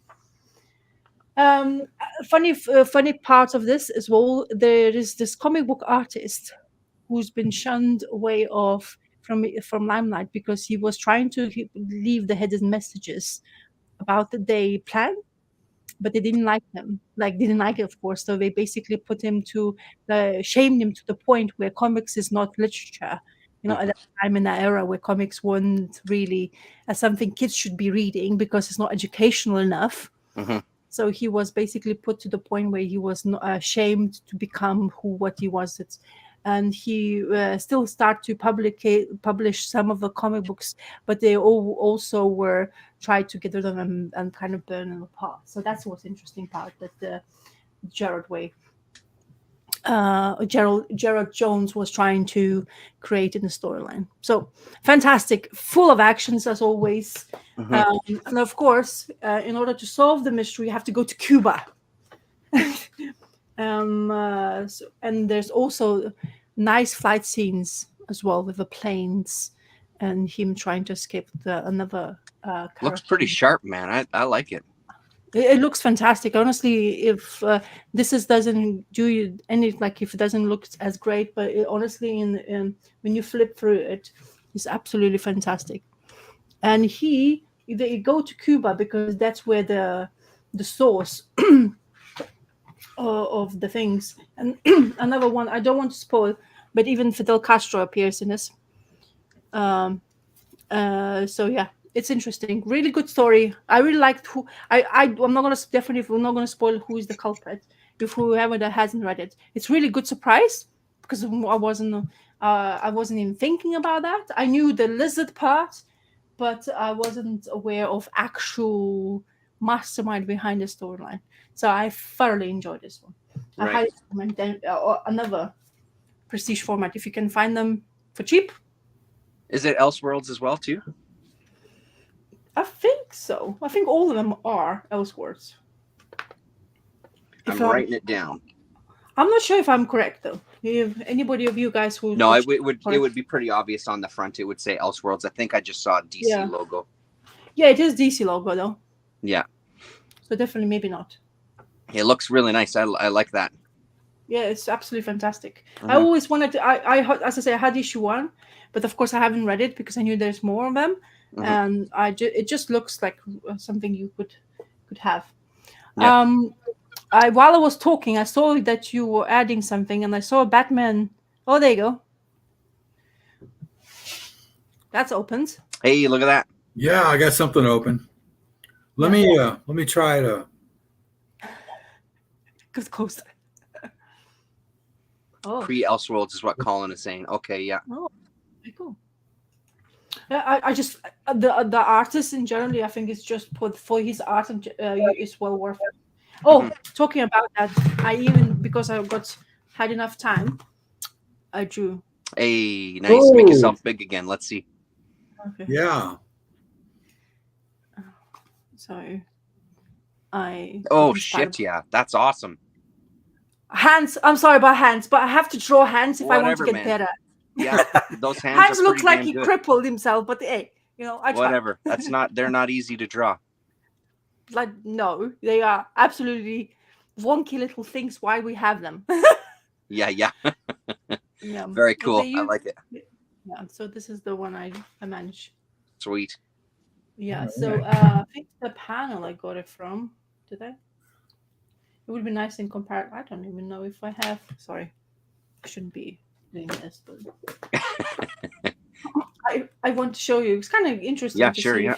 How much because I think his art is stunner, and it's difficult when you like something. Actually, I found it very much more difficult to draw something which I really like a lot.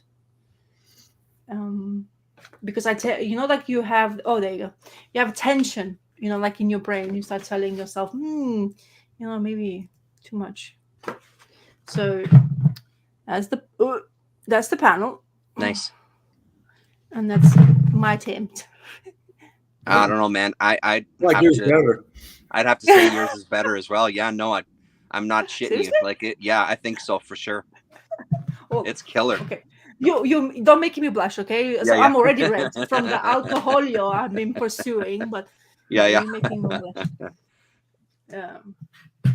Thank you. Yeah. Mhm. All right, Donald, what do you got for us? Well, another aspect of collecting Sunday sections is you get ads, and I came across this one ad. Okay. I put it up here. Can you see it? Yeah. I was like, oh, this is it's this record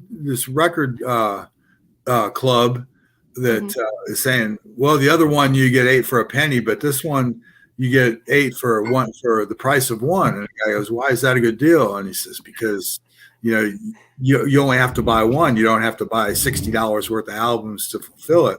Right. So I thought, oh, that's funny. Trying to appeal to the thriftiness of teenagers. It seemed like a long shot. But then I posted this, and can I go to another one? Yeah, go on. If you give me. Let me try. Mm-hmm.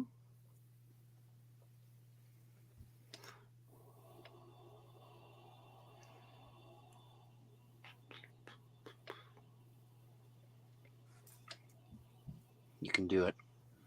Yeah, I can do it. I'm rooting for you. Okay.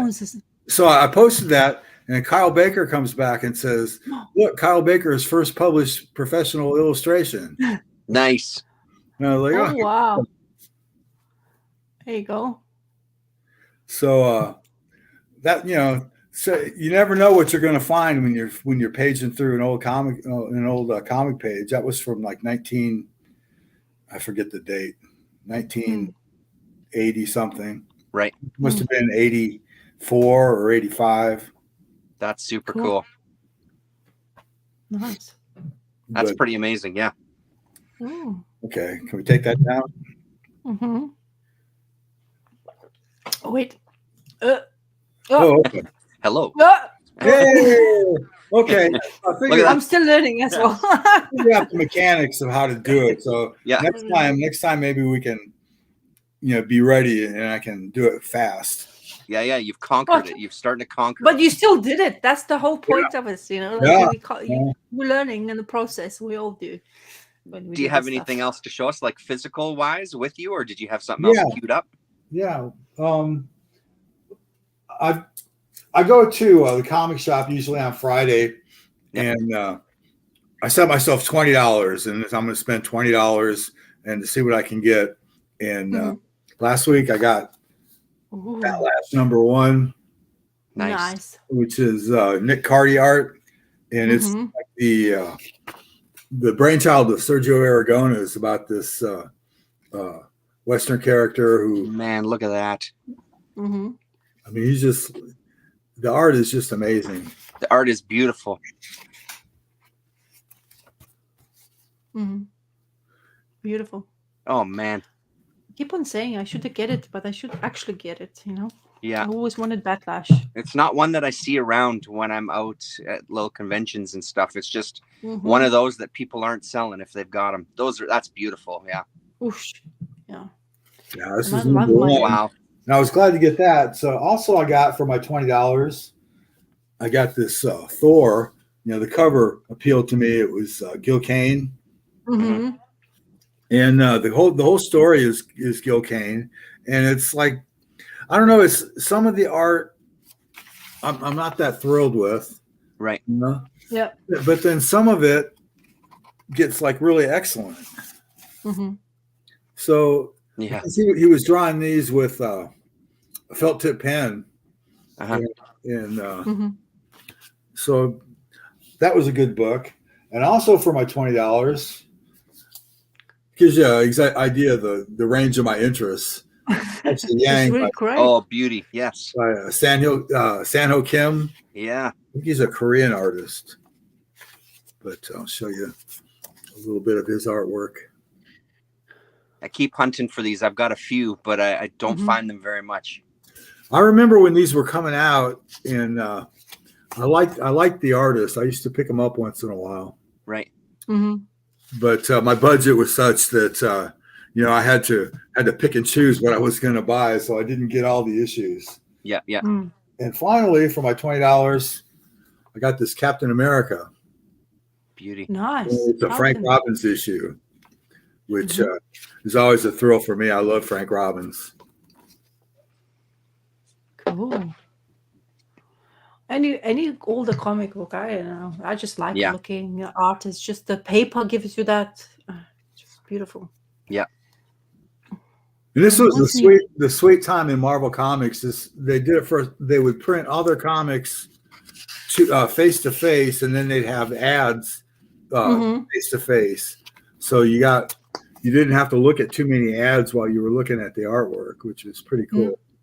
Nice. I like that one. I like Frank Robbins. I did at the time this was coming out. I really didn't like it, and there was a story that was going around. Some kid at a convention, raised his hand and Stan Lee for a question and answer thing, and the kid said, "Why is Frank Robbins allowed to live?" Whoa, and, that's mean. That's the way kids of my generation looked at Frank Robbins. But the more I learned to recognize how great an artist he was, he's just like, he's so good. So I collect everything of his that I can find. Lovely. Very nice. That's a pretty good deal for $20. Yeah. Very good. Yeah. The Charlton comic books seems to be as well in this part of where I've ever been. It's always been very difficult to get hold of. Yeah. And I don't know if it maybe wasn't as popular for people from this side of the pond to go collect Charlton comics, but they may not always have Marvel distribution. Yeah, Marvel is like a lot because they had Marvel Comics in the UK, which is pens versions and stuff like that. Charlton comic books is not the most easiest of the find. If you do find them, they're kind of tattered, like really, like some covers not barely just holding up and stuff like that. They were well read, or very pristine looking, so kind of weird, like nothing in the middle, like nothing really, like you can just hold on, like the cheap parts, like when you're looking at and stuff like that. Yeah. But the Backlash has always been a character I always liked. I like that. Was it Showcase comic when he appeared first? Yeah, that guy with the straw out of his mouth, isn't it? That's the first appearance? Yeah, on the cover. So that's always been a comic book I always wanted to get a hold of. Yeah, but I've got one autographed by Sergio. You said you have one autographed? Yeah, with a little sketch. Yeah, it was really, I was really glad to get that. He did. I mean, he sketched it for me, but when I was in line, everyone's bringing Guru comics, and I got to sign, and I pulled out my Batlash, and he's like, "Oh, I haven't seen this in a while." Wow. He's really a nice guy. I bet. Yeah, seems like sure. Yeah, it seems like a good interview as well. It seems to be there. He's just like a good fun to talk to. Yeah, very genuine. Nice. Okay. Cool. So I watched your Sunday Wrap, and I noticed that you were talking about it, but I wrote down that Travel Diary by Scott Finch. Yeah. Where did you get that? I would like to. That was Partners and Son. I got that one. But if you find him, I don't know if you're on Instagram, but he also has copies as well if you get in touch with him directly. But Partners and Son, you can get. I think they still have copies anyway. You can grab them from them. Yeah, Johnny Hazard is great. They had a lot of great reprints of that strip. Frank Robbins. Yeah. Yeah, I'm gonna look for that. Yeah, I'll Google them and track it down. Yeah, I'm sure he'll pop up. Yeah, I'm sure. Yeah. He'll be around. Domino had copies, but I missed the boat on it. Domino Books is tough to. You got to kind of jump on it. Some of that stuff sometimes because he only has a few copies, and something like that sold out pretty fast, I think. Yeah. Cool. Okay. All right, Terrence, it's your turn. Okay. So I've talked about this book before, but I've read 3 more issues, and I know where a boatload of them are. Sanctuary, I've read number 3, 4, and 5 from Viz, and man, do I love this book. This is a hell of a read. The first 2 issues I liked, but it feels like it really kicked in with these 3 issues. There's this, it's like a political drama, I guess. These two friends decide that they want to try to affect some real change early on in their schooling life, and they basically flip a coin. One of them is going to go and join the Yakuza, and the other is going to get into politics. And they're each going to try to rise up in the ranks, and then at some point come together to put their plan into place. So part of their plan was trying to blackmail a politician into resigning, which doesn't go as they planned. And it kind of, this whole kind of drama centers kind of around younger voices and the next generation getting into these positions of power, whether it's politics or even in the world of organized crime, and how much of a fight that is, and how kind of locked in this older generation is into some of these kind of high ranking positions. And then also how intertwined, Ikigami's, spider manga. Yes, absolutely. I haven't read any of the Mai books. But if it's anywhere close to this, I'm absolutely on board. So just kind of digs into these systems and how closely they're interlinked, and just the kind of struggles they're having. Granted, they're trying to go about things in maybe not the best way possible through like blackmail and things like that, but it's a really good look into both of the worlds too, which is what kind of gets fleshed out a little more in these 3 issues, as you start to meet some more secondary characters that are ingrained in each of these worlds. You get a little more kind of fleshed out of the reasons that these individuals actually get into this life, like whether that's a life of crime or whether that's into politics. So a different life of crime, I guess.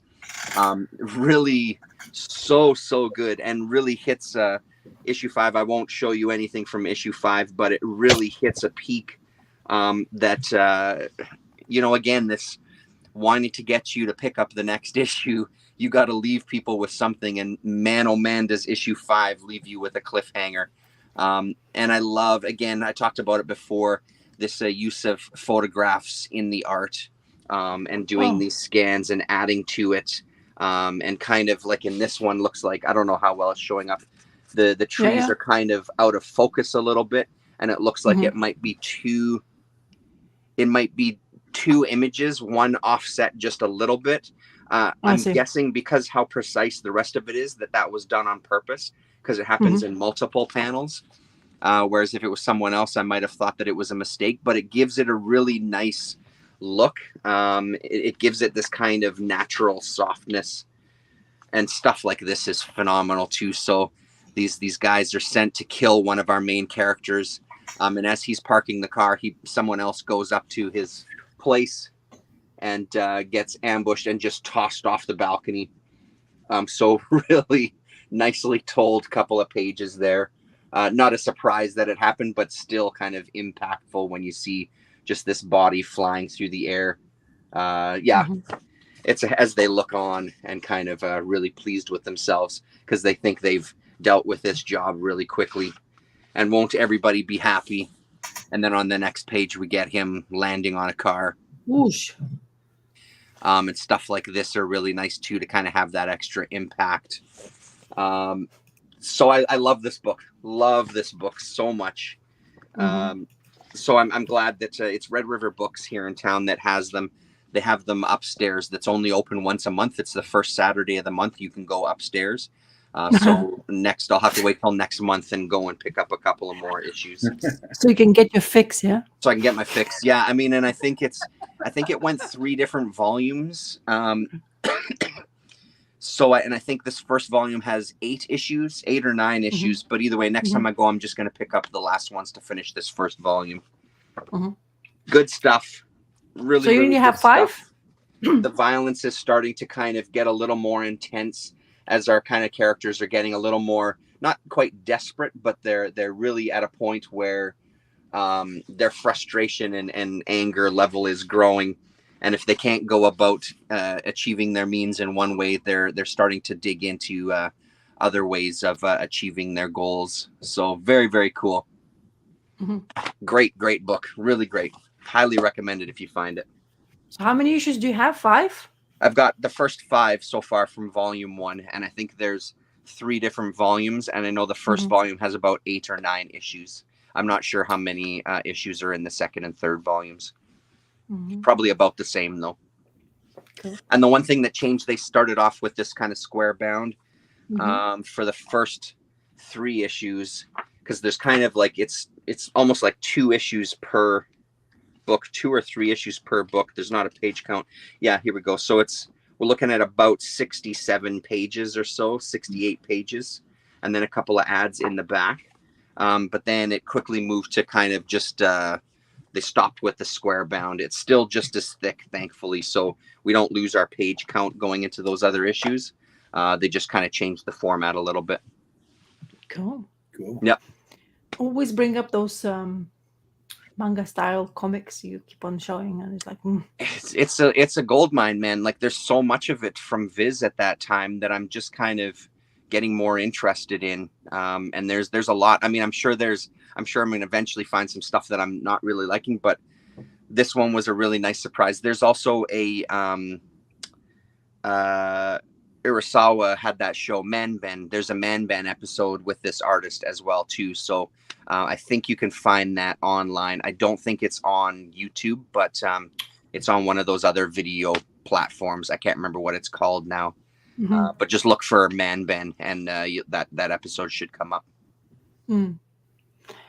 Yeah, I just like looked of it, the way you show it, stuff like that. And Yakuza has always been something tempting to read about. No, totally. I'm a big fan of the Yakuza flicks as well too. So it really kind of reminded me of kind of like the 90s, 2000 era of Yakuza movies and stuff. It had a similar feel to this as well. So. What I find it, they all look so young and innocent and stuff like that, but then they hang people off the like cranes, and then just nonchalant. There you go. We're killing this or something like that. It's just the way they deliver that kind of stuff is really nice, especially of that era.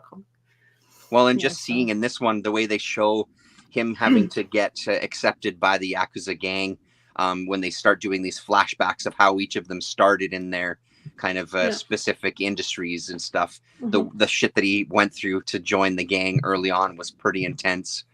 So it's portrayed pretty great. And because his style is almost this fashion photography, it adds this kind of extra layer to the violence where they're really stylishly dressed, and there's these really kind of like glamour shots of them in these panels. So it kind of makes that violence hit a little bit differently, when you're kind of paired with that imagery. Cool. That's really nice. Okay. Like traditional now became my library. I have plenty of stuff to read. No more time, but to make it myself to even think a bit more, I pick up more. Like silly cow I am. I'll show you a couple of things. Just before I talk about the last book I've read, so I'm basically prolonging the time to talk about stuff. Anyway, so the last Rob Davis Book of Folks. So of course I started from volume 2. There's 3 of them. So this is the last one about the dad who is for can opener. Can Opener's Daughter was the second volume I read. It continues that, so I managed to get hold of this. So like my library had the last one, which is absolutely what I'm looking forward to, because the second volume I read, it was very fascinating to me and seems to going the same fashion. Look at that.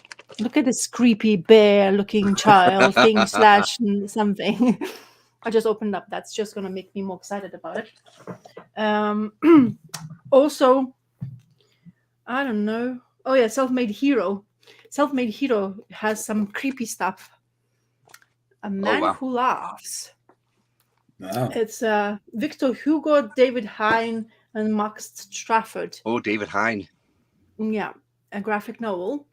And at the back, that's what drew me. Because I don't really I pick book, but this is those characters drawn like that. Uh-huh. Really look. And the art inside is even better. Oh my goodness, I didn't even look. Ha! I'm just looking now. Wow. Very nice. Absolutely fantastic looking stuff. Feels like it's pencil slash, don't know, because its shading is like scratchy lines. It could be crayons, it could be pencils. It reminds me of that guy who did the House of Penance kind of style. Ian Bertram, yeah. Yeah, because of the eyes. But this is like looks even more creepy. That's pretty great. Anyway, so this is me. Actually, I didn't even look inside, so now I mean, That's called getting The more Man excited. Who Laughs. Is that what you said? Yeah, it's Yeah. called The Man Who Laughs. So I'll talk about it next time we chat. Mm-hmm. Fingers crossed, nothing happens to me. And of course, Harley Quinn. This animated series is absolutely fantastic. I have first issue of it. I'm not picking up them in singles because singles issues came out. So this is collected. My library had it, so of course I'm gonna have it. It's a hilarious little flick, and the TV show and everything. It's as hilarious as this, and it's exactly what you see on TV. I just wanted to know what pompous actions they're gonna go crazy about. I'm not really following TV series because time and issue and all that stuff. Not having everything for everybody, but stuff like characters. If Zatanna would be appearing, would be great. I don't know. Mm-hmm. Hopefully they would, but it's absolutely fantastic. And my library has it in collected format, hardcover even. Why the hell Beauty. not? Library beauties. And now what frustrates me the most. Uh-oh. So not in the so I can't find many Love and Rockets stuff. Yep. But they have something I found, and this is Jaime Hernandez. Is this how you see me? So of course I'm reading something way like new stuff from the Love and Rockets lore, when Maggie and Hopi is going on to a punk reunion kind of thing because they are punk heads. I'm not of that era, so I never found punk very relatable to music likeness. Right. It's too screaming and everything for me. But when I read stuff like this, what frustrates me is that collected edition, that collected book thing, slipcase thing. Yep. Because I read this, I could not stop reading. I finished this in like no time, and I could not stop laughing, even though I'm not familiar with characters whatsoever.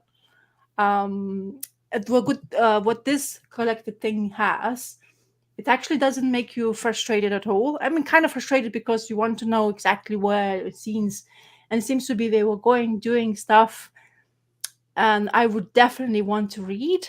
And anything I have sampled so far, Lava Rockets should be something I would be reading. I should be reading because it's definitely really entertaining. And this format in general is really good. I really like this.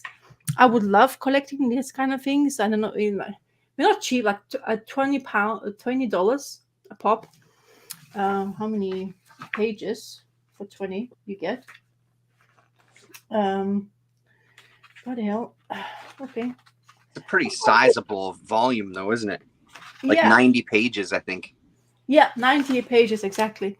But the size, the sheer size of it is just so pleasing to the eye.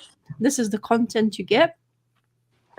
So it starts in 1979, some of the things, 80s and 90s.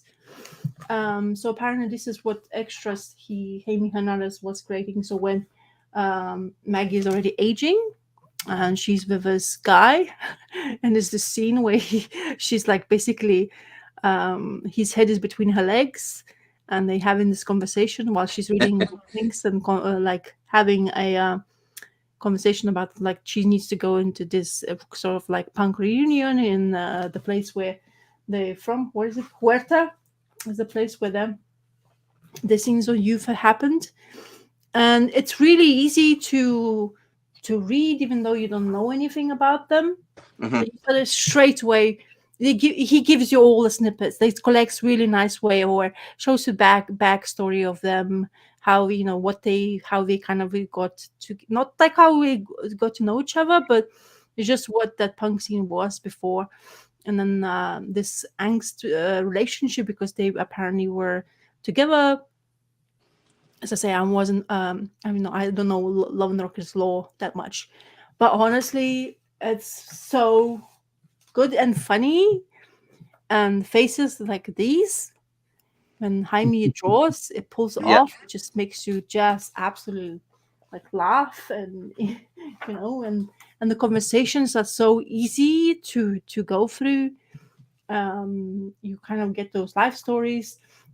So they meet in that huerta, and they're quite early before that punk scene happens. So they decide to go to the cinema, and the cinema has this movie where Maggie wanted always to see, but her boyfriend, or yeah, boyfriend, because not married yet, kind of told her like we would like to like kind of to watch together, but then she asks him over the phone, so it's okay if I go with Hopi, and then he's like, okay, yeah, you just do it. So they go to cinema. It's like, oh yeah, it's not open yet. He's like, okay, I'm just waiting for Eugene. I'm like, who's the Eugene? And we find out who Eugene is, who is a creep. Oh my god, that guy is a creep. So it was kind of like a bit of a mystery of Eugene. It was funny at first, but I don't think they were really laughing after. So this is Eugene there, between two of them in the panel. So apparently he really doesn't like lesbians. Oh, there you go. So I guess it's a good choice of doing this, apparently. Well, there you go. Yeah. Yeah, so that's basically, it's just absolutely fantastic. It's a really good collection. Honestly, the punk scene is kind of like the friends. They're all kind of like now aged. Can relate to that.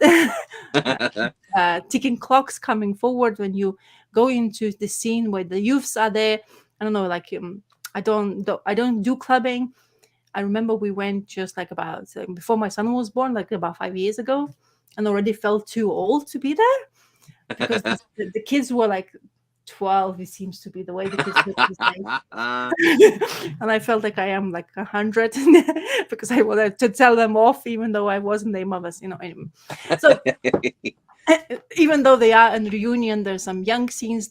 So one of the friends of theirs picks up a daughter to go there, or her kids, and like they're telling about like mother stories of the kids, and kids like, what are you talking, why are you talking about my duvet cover, like she's like talks like nonchalant conversations, and it's beautifully read it all. And then it's absolutely fantastic little thing I picked up. And of course I looked more what the library has. They only have another one of Jaime Hernandez's work, which is kind of frustrating, because I want more of this. If it's anything like these in Love and Rockets, Jesus.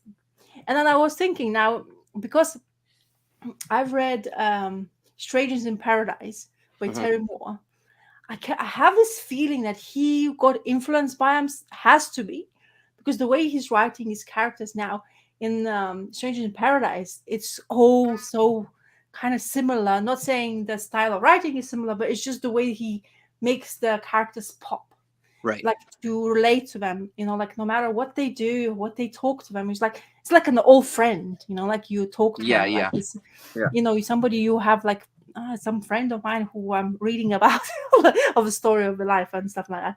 So I don't know if he's got influence. I don't know. I mean, I'm not never been. I like Terry Moore, but I never like dissect people's influence in their own art. But now reading this, it just feels like you should be somehow kind of in the same kind of like part of the experience. I know punk scene is big for the Hernandez brothers in generally because that they grew up in that time and stuff like that. So I know that's what is there. And he has a wife whose name is Maggie as well. So that's a lot of snippets in there left over. But yeah, absolutely. This is just, as I say, I wonder, that the price tag. I mean, now it's increasing in price, those collected slipcases already. Apparently, it's barely able to find if you do find one. So the price tag is already like creeping upwards, even though it already was expensive. Now, apparently, people are catching on and buying that off. But honestly, this is really cool. Yeah. If you guys want to, you have it as well. I do have it. I got a real damaged copy. I haven't read it yet though because Earl Grey had suggested not to yet, and I'm looking on the back and I see that it's a follow up to the Love Bunglers. So I made myself a note to see if they've got that at the library. I was flipping through as you were talking about it.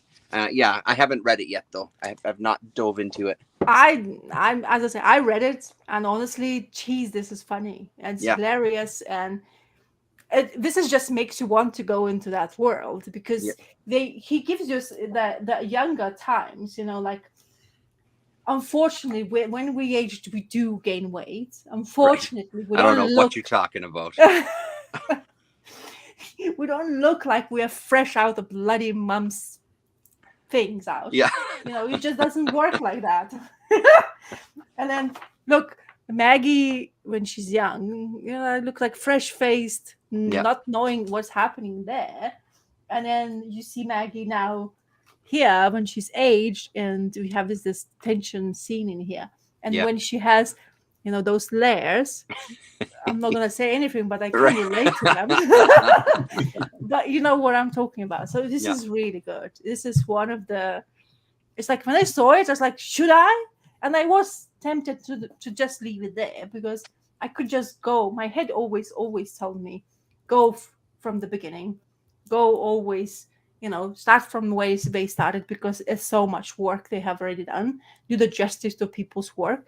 But this is just got me so much more excited about it now and angry. Yeah. Because to get hold of format like this, I don't know what they came up with. They have this. I do have collected smaller versions of Luba, for example. One of those forbidden, like really tiny versions of the collected editions, and it's just this is the format I would love to read. Did you see what AFPC said there in the chat? No, Love handles and rockets. Yeah, that's exactly what they are. Yeah, when you start lying in the bed feeling sick for and then you look yourself in the mirror, it's like, don't look in the mirror when you're sick. Yeah. Because that doesn't do justice to you. Anyway, what I'm saying is this is really good. And please can you redo this kind of format for us? Like, mere little humans who doesn't have like so much money to put out for the slipcase cover.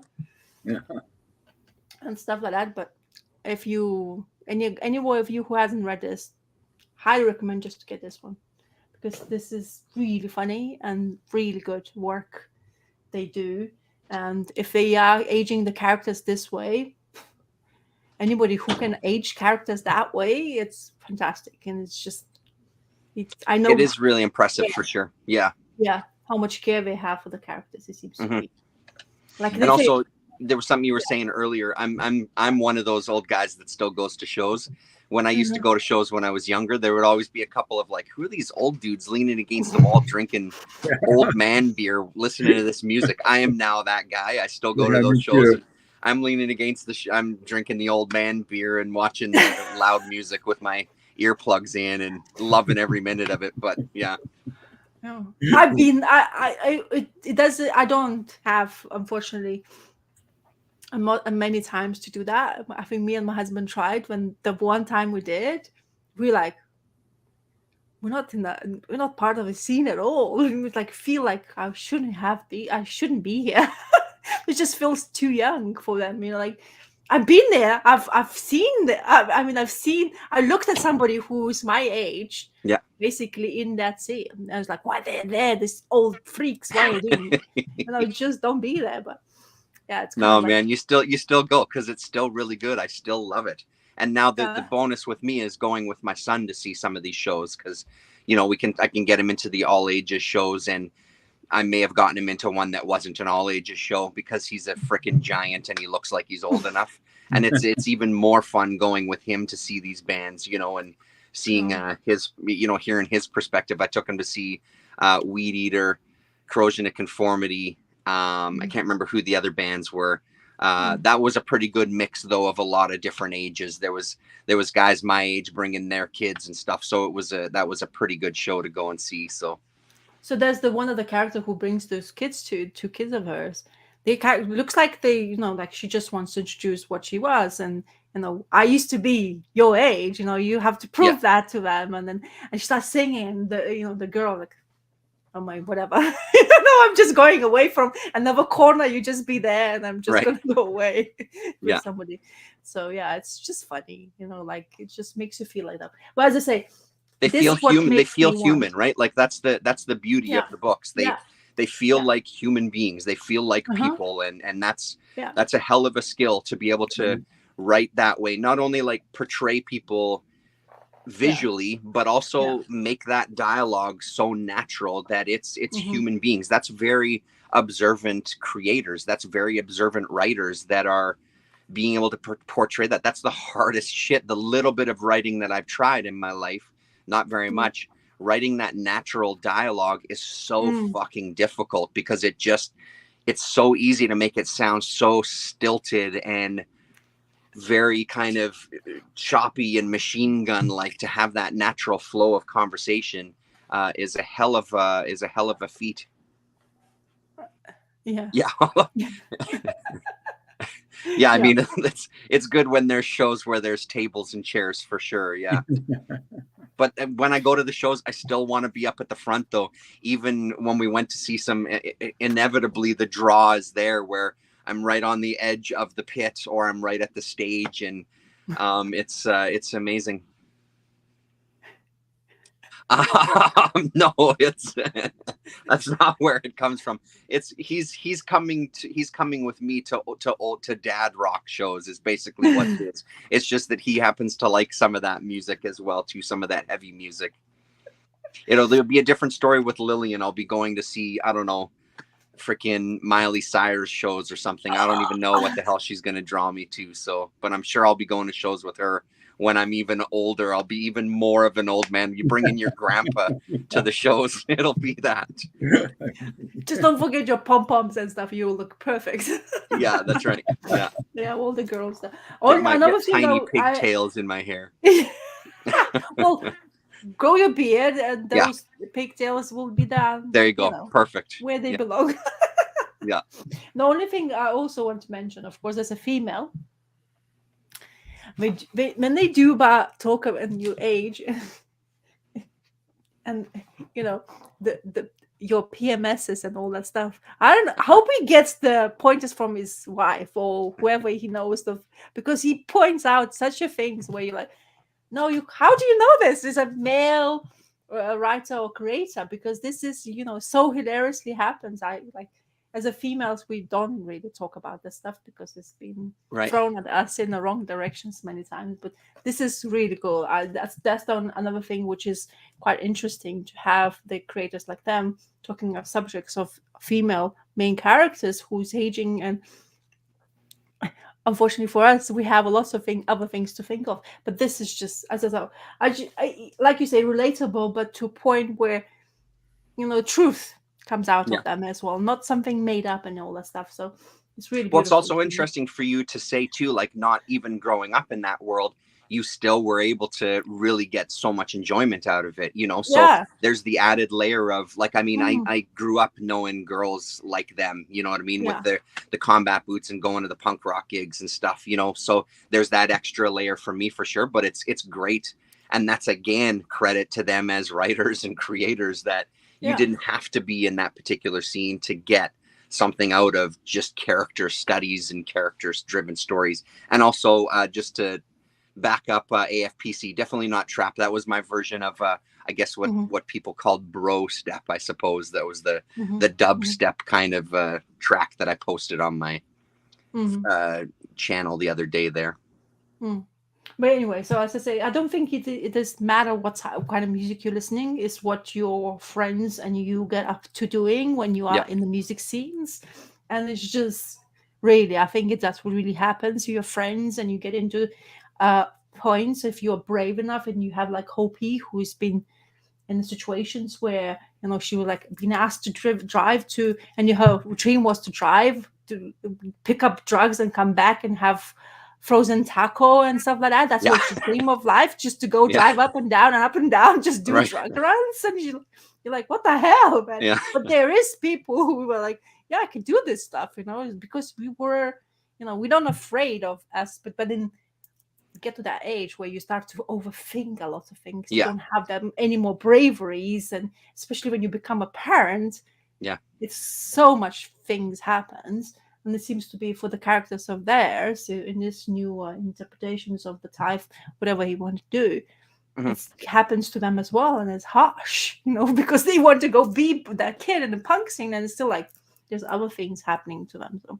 let's say fantastic little read. That's cool. I'm really glad to hear you enjoyed it as much as you did. That's very cool. Yeah. So hopefully we'll hunt out and somehow more of this Love and Rocket in some ways. I would love to get that journals, like, you know, like the magazine types of this. Would be exactly because I presume it's kind of similar format to that. Might be worth writing an email to somebody at your library saying, hey, I really loved this. Any chance that you could get some more in at the library, you know, like it's maybe worth a quick message. No, there you can have, like, there's a book in the main library you can recommend what to get. But, you know, I don't know if they, you know, how long, how long do I have to wait? But the people who in generally doing the collection, like whatever they get new stuff, seems somebody who really knows what they stuff. It seems to be that Love and Rocket seems not to be part of that. There's some of it, they have some of the stuff, not all of it. Not all the chunks. I guess maybe they're looking for best bits. Like is this the best things you get of that? So of course it's nice to have that in the library because it gets you excited about stuff. So yeah, for sure. You never know. Anyway. Okay. So that's my last thing. Yeah, Donald still have something to share, please. Well, yeah, I wanted to share. You're talking about waiting to get a book before you read another book. And maybe it was because I grew up in the 60s and the 70s when there was no access to back issues. Once a comic had gone off the stands, it was like gone forever unless you were like extremely lucky. And so I would get comics in all kinds of strange orders and read them, and I just love them. And I think that there's, that's why I can't understand the thing about spoilers. I don't see why people get so upset about spoilers because this stuff's going to be around forever, and you're going to forget about it, and then you go back and read it again. And, hey, this is really great. I just that's me. That's just me. But me as well. You're right. Yeah, you're right. I always forget. Like people could tell me spoilers, and I guarantee you, I'll still read that book, and it'll still come as a surprise to me because I'll have forgotten what the hell somebody said about it. So yeah. I did have one more thing. I got one more slide I was able to upload. I wanted to share. Beauty. Go on, please. That's the painting that I did of over my shoulder. And one thing I really like is the frame. That I build frame. I would do the paintings and I build frames with. I like that little bat motif on there. I was kind of proud of that. Is it? Can you zoom in on that image at all? I'm on my phone. That's the only reason I'm asking. I'm being very selfish right now. I can't see the zoom. That's fine. Hold on. Don't get rid of it then. I'll take a screenshot. That's amazing. I love that. Mm. And that you built and that you did design the frame too. That's very cool. Yeah. There we go. I captured it. I got it. It's very Bob Kane. Yeah. Mm-hmm. Very good. Exactly what the cape look fantastic. The colors. Oof, love it. Yeah. Thank you. Absolutely. I like that a lot. Yeah, that's great. Yeah, and if you say that you made the frame, that's even like to because I love my DIY. I always thought about making a frame as well for stuff because it's just that. Well, it's so fun to make a frame that complements the painting. I saw one done like that in a museum one time, and I thought, wow, that's really great. That's what I'm going to do with my paintings.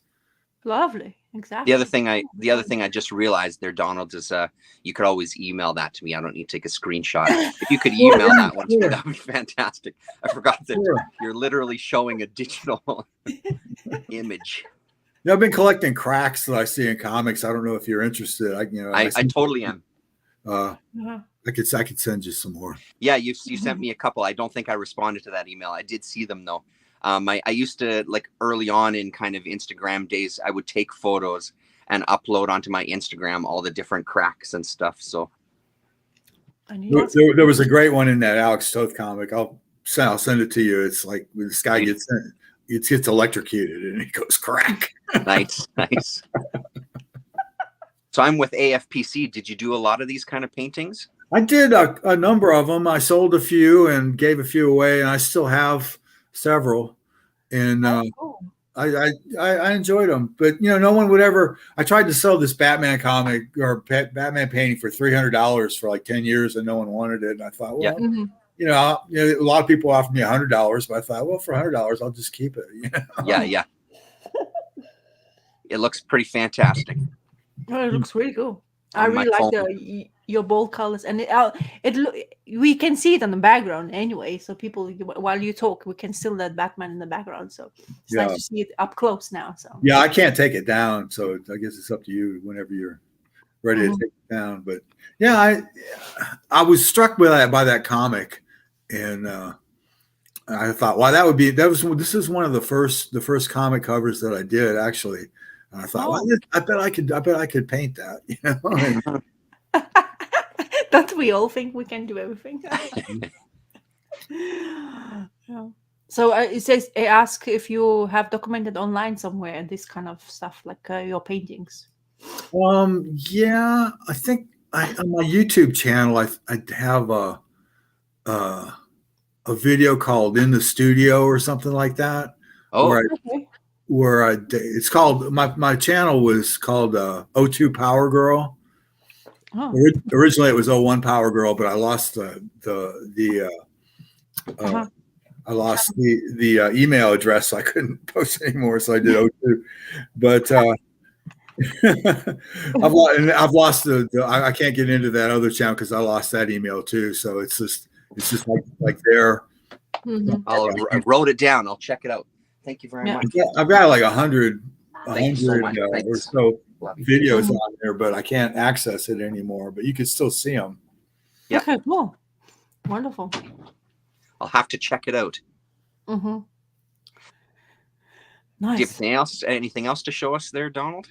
Let me see. I'm sort of stuck here. Oh, stop sharing. I guess I can't take that off. Yeah. No, I've just got that. Oh, maybe I can do this. No, he's going to be so good at it. You see, Terrence, so he's going to show us how to do it afterwards. Oh man, how do I get back? Sorry, I missed that. I'm crunching. No, I said Donald's going to learn so quickly. He's going to teach us how to do it afterwards. Yeah, there's like 5 steps. First, like you told me the first one, you have to get the file up there first. And then, oh man, you have to go back and forth. And it's a total pain in the ass. I don't know why they have it set up like that. I'm gonna have to Google it and see if they have a step-by-step instructions on how do you post on StreamYard? StreamYard, yeah. Maybe I have to find it. That would tell me step by step how to do it. So because I'll do it one and I'll try to do it again and it didn't work. Yeah. It's a free option. That's the problem. They make it harder for you to do it. So you have to buy whatever that subscription or whatever it is. Yeah. But I guess that's all I've got. Okay. That's not bad. I don't have anything else. Terrence, if you still have something, but I got one more that I'll share with you. Okay. Cool. If Colin is still here, this is something that Colin and a few people recommended last week that I found at the library, and I made a request and it came pretty quickly to our local library. And wow. it was an easy read as well too. So I sat down and I was just originally gonna just flip through it just to have a look at it. And I started reading it and just kind of, next thing you know, I was done the book. This is a portrait of a drunk by Rupert and Mulot, and then O. Schrauen are the creators there. Hopefully you can see that. Yeah, we can see it really well. So it is a library book. So someone was, I don't know, Yeah, playing with Sharpies or eating pizza or something. So this was a really interesting read. I gotta say that when I started it, I was intrigued by the art, but it didn't hit me right away. It took a little bit for me to kind of get into the flow of it. There's this side story that's going on where you're almost getting this stuff presented to you, like this skeleton here pulling back the curtain on our story, which I kind of really love that idea. The art itself, it took me a little bit to kind of get into. There was stuff like this that seemed very, very photo referenced and kind of traced off that doesn't always appeal to me. The color pages are gorgeous. I was watching Living the Line because I did some searching on YouTube, as I often do for some of these books, just to kind of get another perspective on it, just to hear what other people are saying about this. And the Living the Line guy was saying something similar to what I was thinking as I was reading it, that I can't really put my finger on why some stuff was colored and some stuff wasn't. I couldn't really put my finger on if it was the theme. So we're following this guy whose name is Guy, and he's got a theme song for himself, and he's an alcoholic. And it's basically him stumbling through life, getting into these situations and somehow coming away from these situations unscathed to some degree, which kind of ends up, for me personally, pissed me off a little bit, because this guy's a real piece of shit. Like he's really not a good person. And then, as I'm sure a lot of us have known, I've known a couple of hardcore alcoholics in my life. And there's a couple of them that when they are drunk, they are not the nicest people. So I had kind of this personal kind of visceral reaction to this guy at times, where it's like, fuck this guy, throw this motherfucker overboard, or, someone like beat the shit out of him. So as he kind of, he kills this guy early on here. Where he's asking for money, and he ends up stabbing him, killing him. So we get our first kind of look at this sort of limbo world where this guy that he's just recently killed exists in, and kind of comments. So as people start getting added to this limbo world, it's not all people that he's killed. It's sometimes people that have just been in his life who have died. They start commenting on what's going on in the story. So in this one here, he's in the bar and he's pissing on this old man, who's I'm guessing is also kind of a guy that's a bit downtrodden and potentially like an alcoholic as well too. But he's pissing on him, and he goes and takes this parrot out of the cage that's there, and just kind of making a nuisance of himself, until finally this couple of guys come in and smack him around a little bit and toss his ass out of the bar. So it's such an interesting read, because I found myself not really feeling for the guy at points, but really, I don't know. I felt my feelings changed about him throughout the story. So this is the first time I'm kind of flipping through it again and kind of reliving the story. And even now sitting and talking about it, it's a great book. It's a really great book. I don't know if I was struck with it right out of the gate as soon as I finished reading it. Like, I enjoyed the read, and I found myself getting into it a lot more as the story went on. He gets involved with some pirates and kind of befriends this younger kid who's, I don't know, 12, 13 years old. So there's almost this Treasure Island, Long John Silver type of relationship going on, except this guy, again, really is just a piece of shit. He's not a good person, and trying to get this kid to do these things for him. But it's a great book. I grew to really love it by the end, and the art style really grew on me. I will say that I love the colored pages a lot more than the black and white. The black and white really still give it that character of this kind of photo referenced and traced that, just for me personally, I'm just not the biggest fan of. But the color stuff really stands out as beautiful. And then the other thing I'll say about the black and white, it doesn't by any stretch take me out of the story. I was still, once I started getting into the flow of the book, it didn't take me out of it whatsoever. It didn't interrupt my reading at all. So really great. I'm glad that it was talked about and recommended last week. And hell, I'm fucking glad my library had a copy. Go, Colin. Yeah, so there you go. There's some more. Yeah, the color. And then this is of course Fantagraphics again. Let's see, here we go. Some of this stuff was pretty great as they hit some kind of heavy waters. You really get that sense, and the queasiness of the characters, you can kind of get that sense on the page too, which is really nice.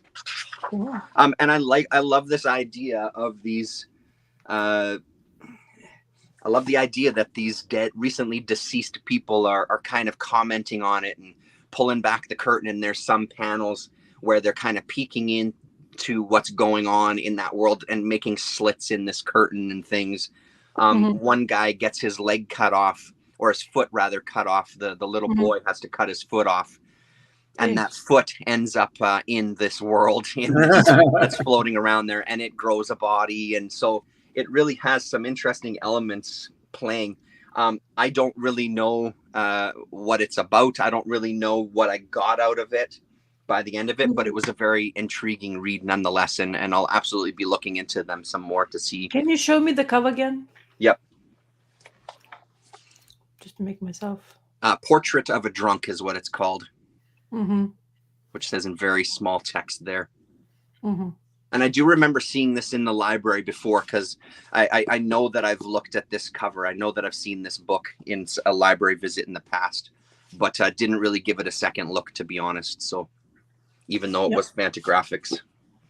I'm curious, do you in Canada and Britain, do you have interlibrary loans there? Like in this country, you can get just about any book from another library if you ask for it. They'll usually get it for you. We can get it from libraries, but only within our province. It won't go, because from what I understand from the states, correct me if I'm wrong, like, will it go to other states as well?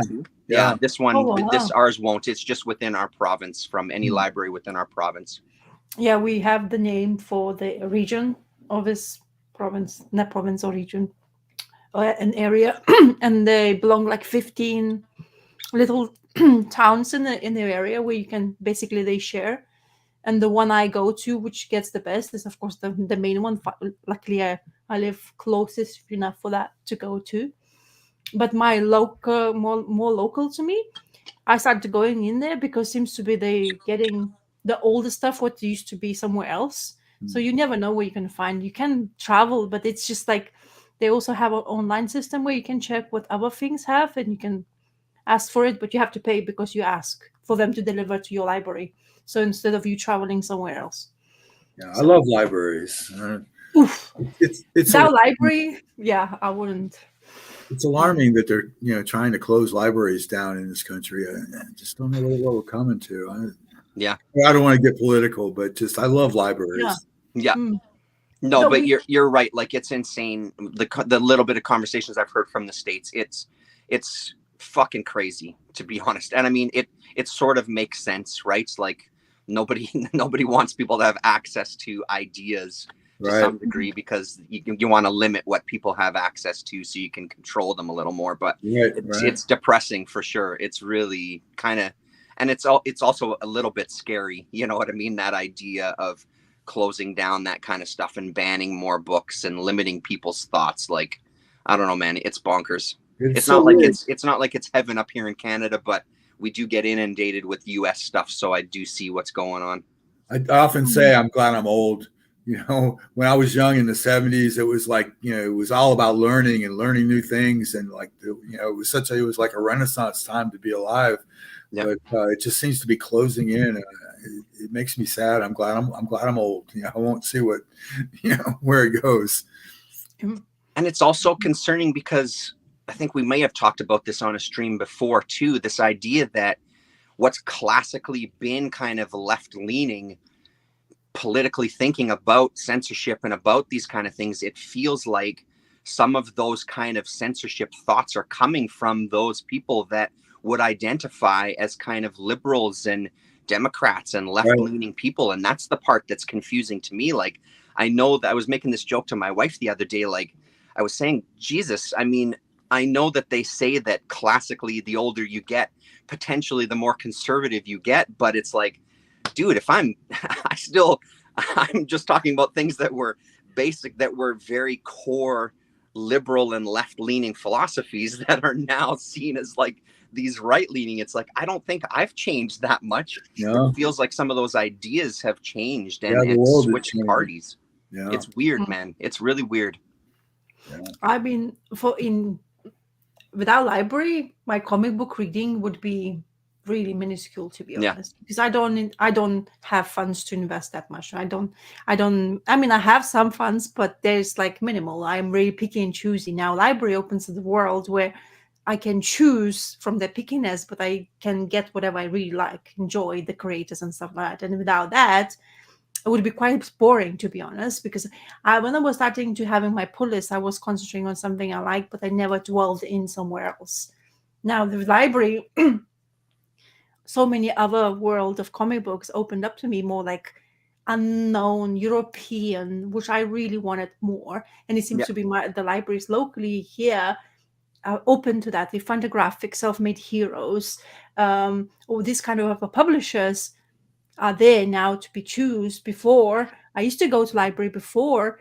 I remember like 5 or 6 years ago, there was a time when library was not doing anything whatsoever towards getting that kind of new stuff. Especially and I'm only talking about the comic side of that, or graphic novel side of that. But then suddenly I started going back again, and now I just been discovering more and more, and they seem to be being more open, even though I understand the American side of it, or censorship and stuff, which I don't go into because I don't tend to go into negativity and stuff. I don't want to be more positive. So, but I want for me, hopefully as a parent as well, I want my son seeing me handling books, no matter what kind of books they are. I just want him to understand this is what it is, and he's becoming more and more alert to that. And I think that's what us, hopefully as a parents who are willing to show whatever there is, whatever world of books there you want to introduce to anything to your child, or being curious about the stuff. It's up to us now if that would be happening. I really can't even not imagine that you're not able to go to library to choose to see whatever is there, because I showed my son everything. There's of course kids library. We have sections of that, but we open them to the adult section, like newspapers. He doesn't even sometimes understand what newspaper is, because we don't read newspapers anymore, that kind of world. But you have newspapers and all that kind of thing. So I absolutely love libraries. I always say, look what I got in my library now when we chat on Sundays, because as I'm so happy there's libraries like these, because I always, even though like I can go travel, find the book, don't have to pay a penny, but I do sometimes on purposely kind of ask something to come to me, because then I put funds towards library. Small amounts. I'm not giving a lot, but I am there doing this all the time, so I'm trying to just support in that way. Something I really like about I used to like about Twitter was they call it shelf porn, where people show pictures of their bookcases, and I find it so interesting. No, I love that stuff too. It's one of the fun things. I love just looking at my bookcases and say, oh yeah, I remember that one. Oh yeah, that's great. I'm gonna go get that one right now. my point is also as well, now with a pull list of talking comic books, I have a lot which I have not even touched. My point is I'm rather now touching or getting more of what I've collected already and find out actually why I'm collecting those than having new books to pull in me. So that's why I'm on, my library is there as well, and I'm just trying to make it work for me. Yeah. So I know exactly. So now I open a drawer, I know exactly where I want to go and what to read. Exactly that kind of purpose as well. And also because of library, I'm more inclined to look at collected editions. Before, I used to be all about single issues. I really like single issue format. It's not daunting. It's not that much of to read. It's just couple 22 pages, recent comic books, which is easy. Takes you no more. These days, 5 minutes. DC comic book sometimes you read for 5 minutes. It's like, really? Is this it? And you're like, kind of wait. But the collected editions, I have established more passion towards that now. Even though before it seems to be I've seen them everywhere, in bookstores, libraries, and stuff like that, but I never was like, oh yeah, let's see what's this week they have. Now my comic book day is almost the week we go to library.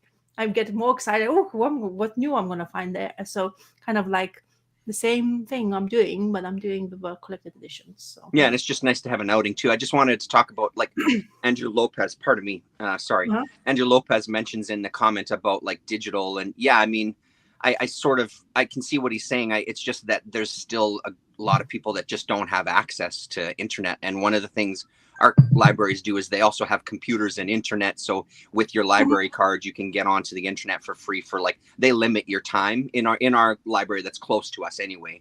They limit the amount of time that you can go onto the computer for internet use. But I mean, having that access, just not everybody has access. And again, it's then limiting them to other ideas and exploring the world, right? So, yeah. Yeah, the problem I have is I've got cataracts, and it's hard for me to, sometimes it's hard for me to read comic books. That's why I scan them, and because I can put them on the screen and blow them up and look at them. So everyone has, different problems and different obstacles, and it's just a matter of what you want to overcome to continue with what you love. Yeah, totally. Exactly. Absolutely.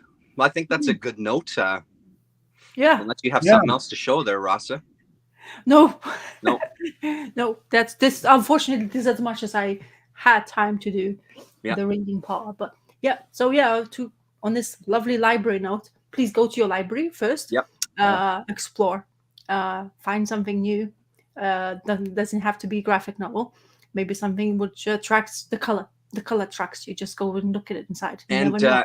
And say no to censorship, no matter what. Right. Fuck that. Fuck it. Like, especially if it's people censoring that are being censored that you don't agree with. Those people have the right to say that ignorant bullshit. Say no to fucking censorship, because it drives me crazy that there's this kind of knee jerk to just go to shutting people's communication down. Fuck that, man. They have the right to say whatever they want to say. Yeah. Yeah, exactly. So thank you very much to all of you who turned up, and thanks for coming, Donald. It was great to see you. Yeah, hey, it was great to be here. I'll see you another time. Yes, please. You have an open invitation. So next time, hopefully, we'll have less glitching, and we find out somehow. We teach each other. We'll try to teach each other. We'll figure it out.